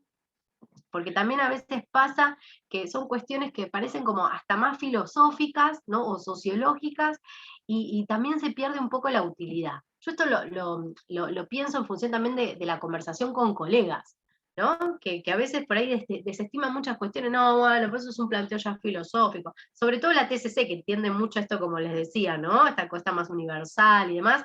Decir, bueno, tengamos un poco en cuenta desde diferentes niveles de análisis, ¿no? Bueno, ¿alguien quiere aportar algo más respecto a esto? ¿Alguna opinión? ¿Alguna mirada? Recuerden que están invitados a poder decir lo que quieran, siéntanse en confianza. Otra cosa que yo también pensaba, esto de revisar nuestros propios prejuicios, ¿no? Y tener espacios amigables en donde poder hablarnos. Bueno, muchas veces con esta idea, ¿no? De que tenemos buenas intenciones y que somos buenas personas y que no, estos prejuicios no están bien, ¿no? Están mal vistos, no debería de tenerlos porque tengo buena intención. Muchas veces hay como un cierto choque con eso, ¿no? De cómo soy como persona, cómo soy profesional y los prejuicios que a veces me aparecen por el simple hecho de ser humanos y de estar también formando parte de esta cultura y esta sociedad. Es importante contar con espacios en donde poder plantearlos en confianza, donde saber que no vamos a ser juzgadas, ¿no? Como personas al plantear esto, de poder, digo, ¿no? Poder ponerlo sobre la mesa, para que después no se filtren las consultas. Es un poco lo que vieron cuando en DBT, que ellos, digamos, por ejemplo, no sé, se me ocurre DBT Foro, que tiene un equipo súper formado, ¿no? Con, no sé, habilidades, terapia de familia, bla, bla, bla, y además hay espacios para profesionales para poder conversar sobre todas estas cuestiones también, y un gran espacio de contención. Y una de las cosas que transmiten en ese espacio es, no critiquemos nunca al paciente, ¿sí? Los pacientes hacen lo mejor que pueden, como pueden. No es ni me está manipulando, que a veces estos sesgos también. ¿Y por qué esto? Porque si construimos esa idea de base, ¿no? En algún momento, de alguna manera, incluso hasta en lo invisible, se va a filtrar. Entonces, por eso es importante, ¿no? Poder tener espacios donde poder hablar y reconocer la existencia de estos prejuicios, espacios amigables, donde podamos realmente decir lo que pensamos sin ser juzgados.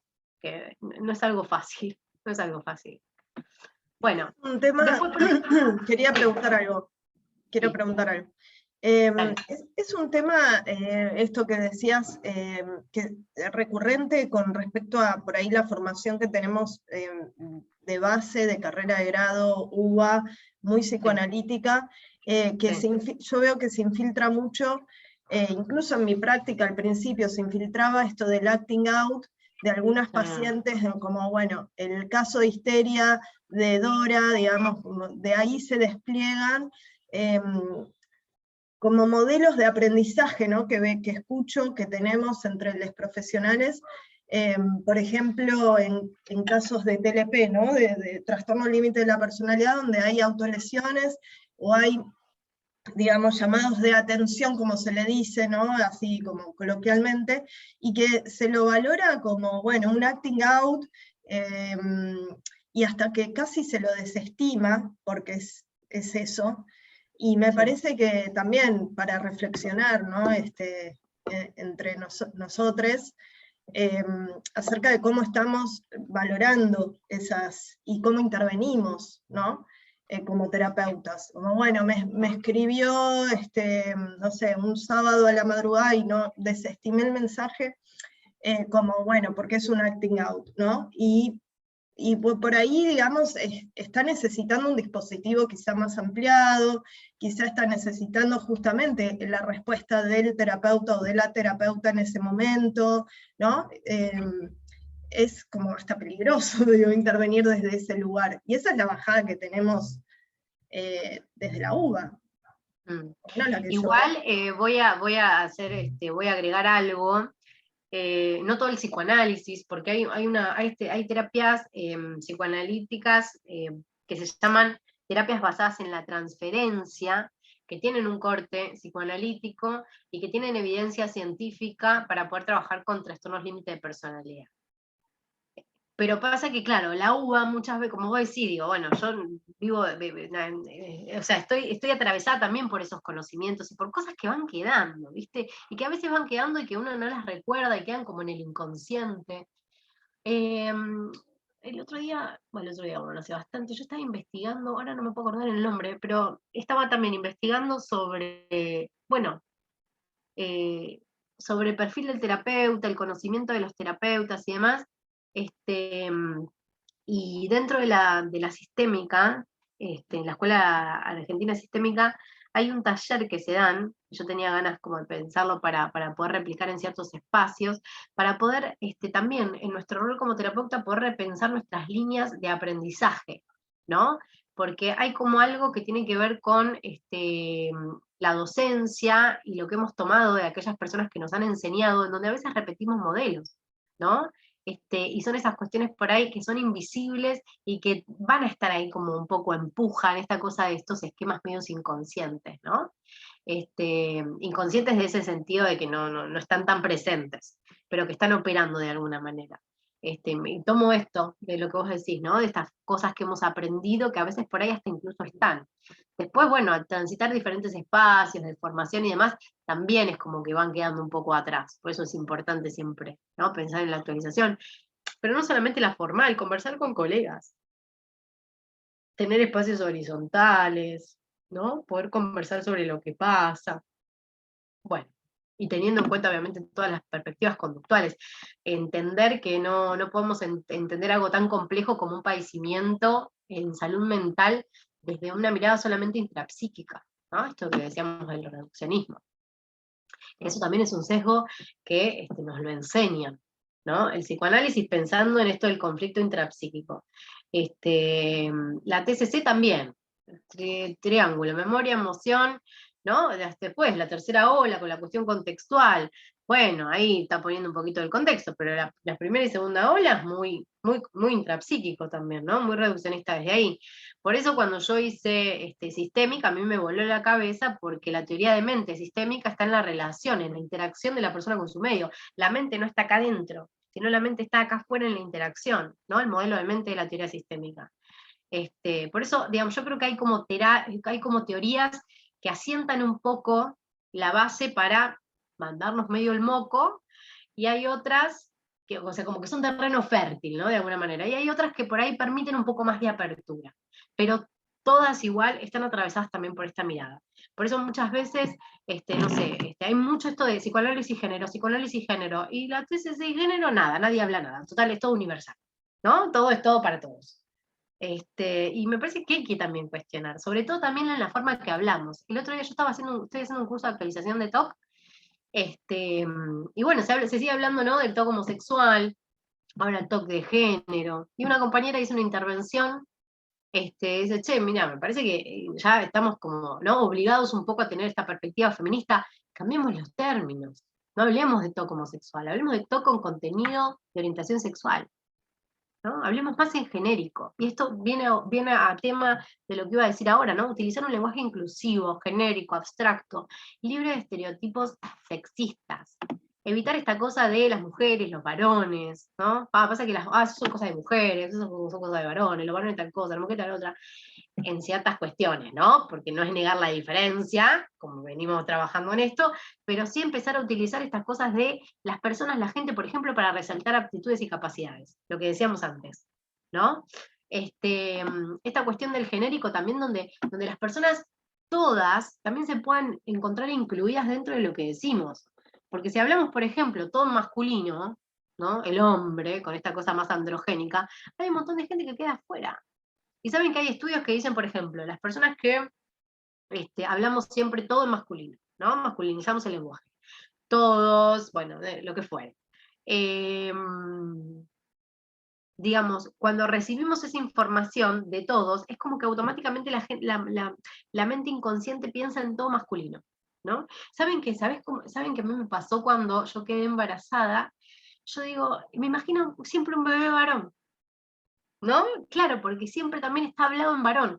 Estoy esperando un bebé, sobre todo al principio, ¿no? Como decían, ¿no? ¿Qué va a ser? Estoy esperando un bebé y demás, y uno quiere como por ahí correrse un poco de ahí, y no podía imaginarme otra cosa que no era un bebé varón, ¿no? Hasta que, bueno, le pude poner esta cosa más genérica, porque, bueno, vivimos en esta cultura, y bueno, me adherí yo a esta cuestión de los géneros, y le puse un nombre femenino, bueno, después ella decidirá, ¿no? Y se acompañará en su proceso de identidad más adelante. Y Bueno. también en las admisiones, ¿no? También es importante, por ahí damos por sentado, no sé, nos contacta una persona que se llama, no sé, María, y yo doy por sentado que es ella, digamos, ¿no? Y por ahí preguntarle, ya en la admisión, que es como el paso inicial, la puerta de entrada, bueno, ¿cuál es el pronombre, ¿no? Con el cual se identifica esa persona? Total. No dar por sentado. Claro, no dar por sentado. No dar por sentado su identidad de género, y no dar por sentado la heterosexualidad normativa, ¿no? Estás en pareja, ¿cómo se llama? ¿Mm? ¿Qué modalidad de pareja tienen? También, porque no todo es una pareja heterosexual monogámica. Entonces, de evitar ¿no? Hablar como en esto, en genérico, en abstracto, para evitar caer en estereotipos, ¿no? ¿Por qué suponemos siempre que todas las personas van a ser cis y suponemos que todas las personas van a ser heterosexuales? Preguntamos de una manera abierta o directa, pero preguntamos, totalmente. Esto tiene que ver con esto de... Después, el tema del uso del lenguaje inclusivo. Yo adjunté una guía del lenguaje inclusivo más desde este lugar, ¿no? Porque, a ver, bueno, yo estuve utilizando mucho el lenguaje inclusivo con la E, ¿sí? Porque estamos en este contexto, estamos hablando de una perspectiva transfeminista, pero nosotros tenemos que adecuarnos de alguna manera al lenguaje del paciente, ¿no? Tenemos que hacernos entender, y no tenemos que enseñarle al paciente nuestro modelo, nuestra manera de ver el mundo, ¿sí? Entonces, si la persona que nos consulta habla con la E, voy a hablar con la E, porque voy a adecuarme a su idiosincrasia y lo importante que es. Sobre todo pacientes que buscan espacios feministas, buscan algo en particular. Entonces voy a dar espacio a eso. Pero hay personas que no, y que si yo les hablo con la E no van a entender, o están totalmente en contra de esa utilización, por más feministas que sean. Entonces yo no puedo, ¿no? Imponerle al otro una manera de decir el mundo. Pero sí, el lenguaje inclusivo no es simplemente hablar con la E, ¿no? Es esto, es un lenguaje genérico, abstracto y libre de estereotipos. Así que bueno, como para poder pensar y ver desde qué lugar vamos a intervenir ahí. Bueno, y por otro, ¿no? Favorecer las relaciones más equitativas y justas, e intervenir y articular los problemas que tienen que ver con el género, o sea, desandar estereotipos y mitos que tengan que ver obviamente con el malestar de la persona, cuando es disfuncional, como hablábamos con Sandra recién. Bueno, el encuadre terapéutico se tiene que basar en una relación de simetría, ¿sí? A ver, de alguna manera hay algo un poco simétrico. Viene una persona vulnerable con un padecer, estamos nosotros ahí escuchando ese padecer, brindando una idea de evolución, co-construyendo un motivo de consulta, interviniendo, ¿no? Estamos usando también la influencia para que esa persona pueda cambiar aquello que le trae como un problema o un padecimiento. Pero no nos tenemos que olvidar que nosotros no somos dueños de la verdad, que simplemente nuestro marco teórico es la forma que tenemos como para hacer un recorte de lo que aquella persona nos transmite, ¿no? Pero no es que tenemos la verdad y aquella persona no sabe nada. No, esto que te pasa es esto y aquello no, ¿no? La persona que nos consulta es la que tiene el mayor saber sobre su vida y su situación. Esto lo voy a explicar un poquito más por ahí la semana que viene cuando hablemos de violencia, porque tenemos también como un poco de como infantilizar a las mujeres, ¿no? Pero nos pasa en general igual, ¿no? La persona que nos consulta es la persona que sabe toda su situación de vida. Nosotros estamos para acompañar y para poder intervenir desde nuestros conocimientos. Entonces es importantísima la validación emocional, ¿no? Esto de que las personas hacen lo mejor que pueden con su padecimiento. Y muchas veces, incluso hasta incorporar la perspectiva de género y decir, mira, esto que te pasa, le pasa mucho, ¿no? A las mujeres, ¿no? Sí, o como para que lo digan, por tal y tal cosa, digo, es entendible, cualquier persona que está en tu situación va a sentir lo mismo que estás sintiendo vos, o yo también sentiría lo mismo si estuviera en tu situación, ¿no? La validación emocional es muy importante, forma parte de la construcción de esta relación terapéutica, y bueno, a veces vienen personas que han sido invalidadas durante muchos años en su vida, y hacer algo distinto ya es un cambio importantísimo, ¿no? Un cambio terapéutico importantísimo. Bueno, esto que hablamos de la flexibilidad, ¿no? ¿Cuál es el estilo de la persona de terapeuta? Flexible y empático, ¿no? Con formación en perspectiva de género y diversidad, actualización en estos temas, conocimiento, entrenamiento para ver también cómo aplicar todo esto y que no quede solamente en un marco teórico, y siempre con flexibilidad, como habíamos hablado ahí con Sandra. La flexibilidad es una habilidad que se entrena también. ¿Mm? No es que nos es dada, no, se entrena. Y el poder construir un estilo empático también, más allá de las neuronas espejo, que están, que no están, bueno, pero también es una habilidad que se entrena. Así que bueno, porque es importante, ¿no? Desde nuestra posición ética y política, y aquí tomé una frase de Mariana Gaba, que es de la revista de psicología que les mandé, de Ailé. La psicoterapia con perspectiva de género está orientada a ampliar las libertades personales, ampliar registro que tienen los mandatos culturales de género sobre nuestras cogniciones, emociones y conductas, para que de esta manera se permita potenciar el bienestar y el desarrollo personal de quien consulta. Bueno, cierro acá con esto. ¿Alguien quiere decir algo, preguntar algo, compartir experiencias? A mí me pasa, comparto una pequeña experiencia. Yo trabajo en el municipio de Tigre atendiendo a mujeres y disidencias víctimas de violencia de género. Y si ven en Tigre tenés una población como, ¿no?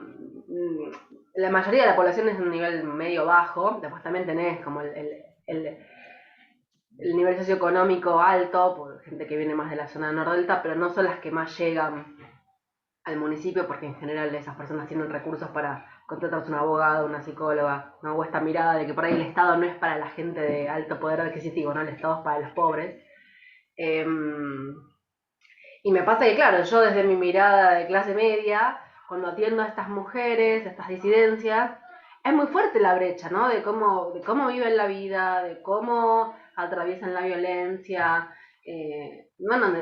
y todas cuestiones también terribles que atraviesan por este contexto económico que está bastante dificultoso. Y a veces es como que a uno le agarra esa, pero ¿cómo no haces esto? ¿Viste? Como que siempre lo hablamos con las compañeras con las que trabajamos, porque a veces hacemos chistes, señora, por favor, no haga esto, porque a veces es mucha la distancia entre la realidad de esa persona que estoy atendiendo y digo, a diferencia de los consultantes que podemos atender incluso a través acá de la ola y personales en general, digo, pueden pagar una consulta, ¿no? Y uno como que comparte más cierto lenguaje, cierta cultura, ciertos símbolos, ¿no? Como signos. Bueno, y es un trabajo cotidiano, ¿no? De trabajar ese sesgo, especialmente me pasa ahí, cuando trabajo en el municipio. No, eso quería compartir. No sé si a alguien más le pasa. Creo que a todas las personas nos pasa, ¿no? Que tiene que ver un poco con esto de, bueno, los sesgos también van a ser en función de a qué grupo también social pertenecemos, ¿no? Reconocer esto también y reconocer cuáles son esos sesgos. Parece súper interesante el aporte.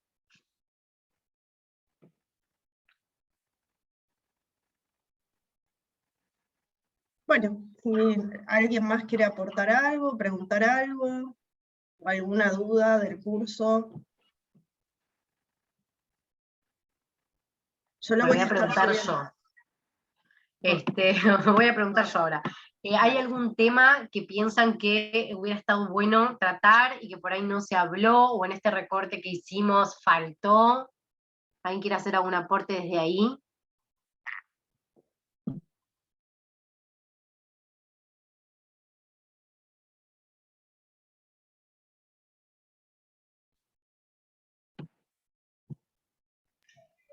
Yo solo quiero preguntar que vos mencionaste antes, Jessica, el DBT Foro. Sí. ¿Qué es? DBT, bueno, es la terapia dialéctico-comportamental con evidencia científica para el tratamiento de trastornos límite de personalidad, para desregulación emocional. Y Foro es una institución, yo dije DBT Foro porque, bueno, DBT en Foro. Foro es una institución de salud mental, TCC, que tiene también, digamos, es bastante reconocida en el ambiente en cuanto a formación y en cuanto a este tipo de terapias que brinda, digamos, de una modalidad como bastante amplia, ¿no? Porque el trastorno límite de personalidad, a veces, digo, cuando nos llegan nuestras consultas privadas, estamos como un poco sesgadas, ¿no? Con esto de, bueno, por un lado la psicoterapia, por el otro lado la psiquiatría, y nos olvidamos de otros ámbitos de aplicación donde por ahí la persona es importante que también transite, como terapia familiar o grupo de habilidades, que bueno, yo sé que Úrsula igual ahora está armando, ¿no? Algo así, de grupos de habilidades para personas con desregulación emocional. Entonces, digamos, en Fundación Foro tienen como un equipo armado de hace muchos años, y además, digamos, están como muy en boga con el tema de la investigación en Latinoamérica de trastornos límite de personalidad. Está Paula José, que es una psicóloga que, bueno, yo la admiro muchísimo, por sus conocimientos, doctora en psicología, es especialista en DBT, y además tiene perspectiva de género, así que está buenísimo también escucharla. Y bueno, tienen un gran equipo de trabajo, y dentro de ese equipo de trabajo tienen un gran, me parece a mí, desde mi punto de vista, yo no trabajé nunca en Foro, pero lo que veo de afuera, si alguien conoce y trabajó por dentro, puede aclarar, decir o dar también su opinión y su perspectiva, pero creo que tienen mucha política también de autocuidado con los profesionales, porque trabajar con trastornos límite de personalidad es muy desgastante, es una formación muy específica, y muchas veces es muy frustrante, ¿no? Entonces tienen un equipo como de contención de profesionales en donde se hablan todas estas cuestiones, ¿no? Las dificultades que tienen los profesionales para seguir el modelo, las dificultades que tienen con algunos pacientes en particular. Entonces se arma como todo un grupo de apoyo mutuo para profesionales que están trabajando actualmente en DBT. Entonces por eso mencioné Foro, porque es lo que yo conozco. Después sé que hay otras instituciones también, incluso hasta más económicas, que trabajan de la misma manera. Una en Ramos Mejía, pero no me acuerdo los nombres, se los averiguo para la próxima. No, gracias. No, de nada. Fernández Álvarez tiene. CPP también. Ah, sí, el CPP trabaja en DBT. Sí, es verdad. Me olvidé del CPP. Pero no sé de qué manera trabajan, si tienen todo lo demás también. ¿Alguien trabaja en el CPP? Micaela. Yo trabajo, pero no trabajo en DBT. Pero sí tenían talleres también. Ahora no estoy. ¿Trabajás con adultos en el CPP? Sí. Sí, pero sé que ellos tienen grupos donde trabajan DBT específicos. Yo no estoy dentro de eso, pero sé que los tienen. Sí, tienen DBT, tienen también trabajos multisistémicos creo que para personas adolescentes que infringen la ley penal, sí, también. Sí. ¿Alguien más quiere aportar algo de estos temas? Bueno, me parece que estamos. Bueno, yo voy a estar subiendo esta clase en YouTube, así que en la semana les voy a estar mandando el mail, también incluso para quienes no pudieron participar de manera sincrónica, para que lo puedan tener, y para ustedes también, si quieren repasar algún aspecto o parte de la clase, lo pueden hacer. Así que bueno, eso. No sé si tienen alguna pregunta, duda, sugerencia. ¿No? Bueno, nos vemos el sábado que viene entonces. Nos vemos sábado que viene, perfecto. Bueno, gente, muchas gracias por participar. Buen fin de Chao. Chao, chao. Gracias, buen fin de. Adiós. Buen fin de.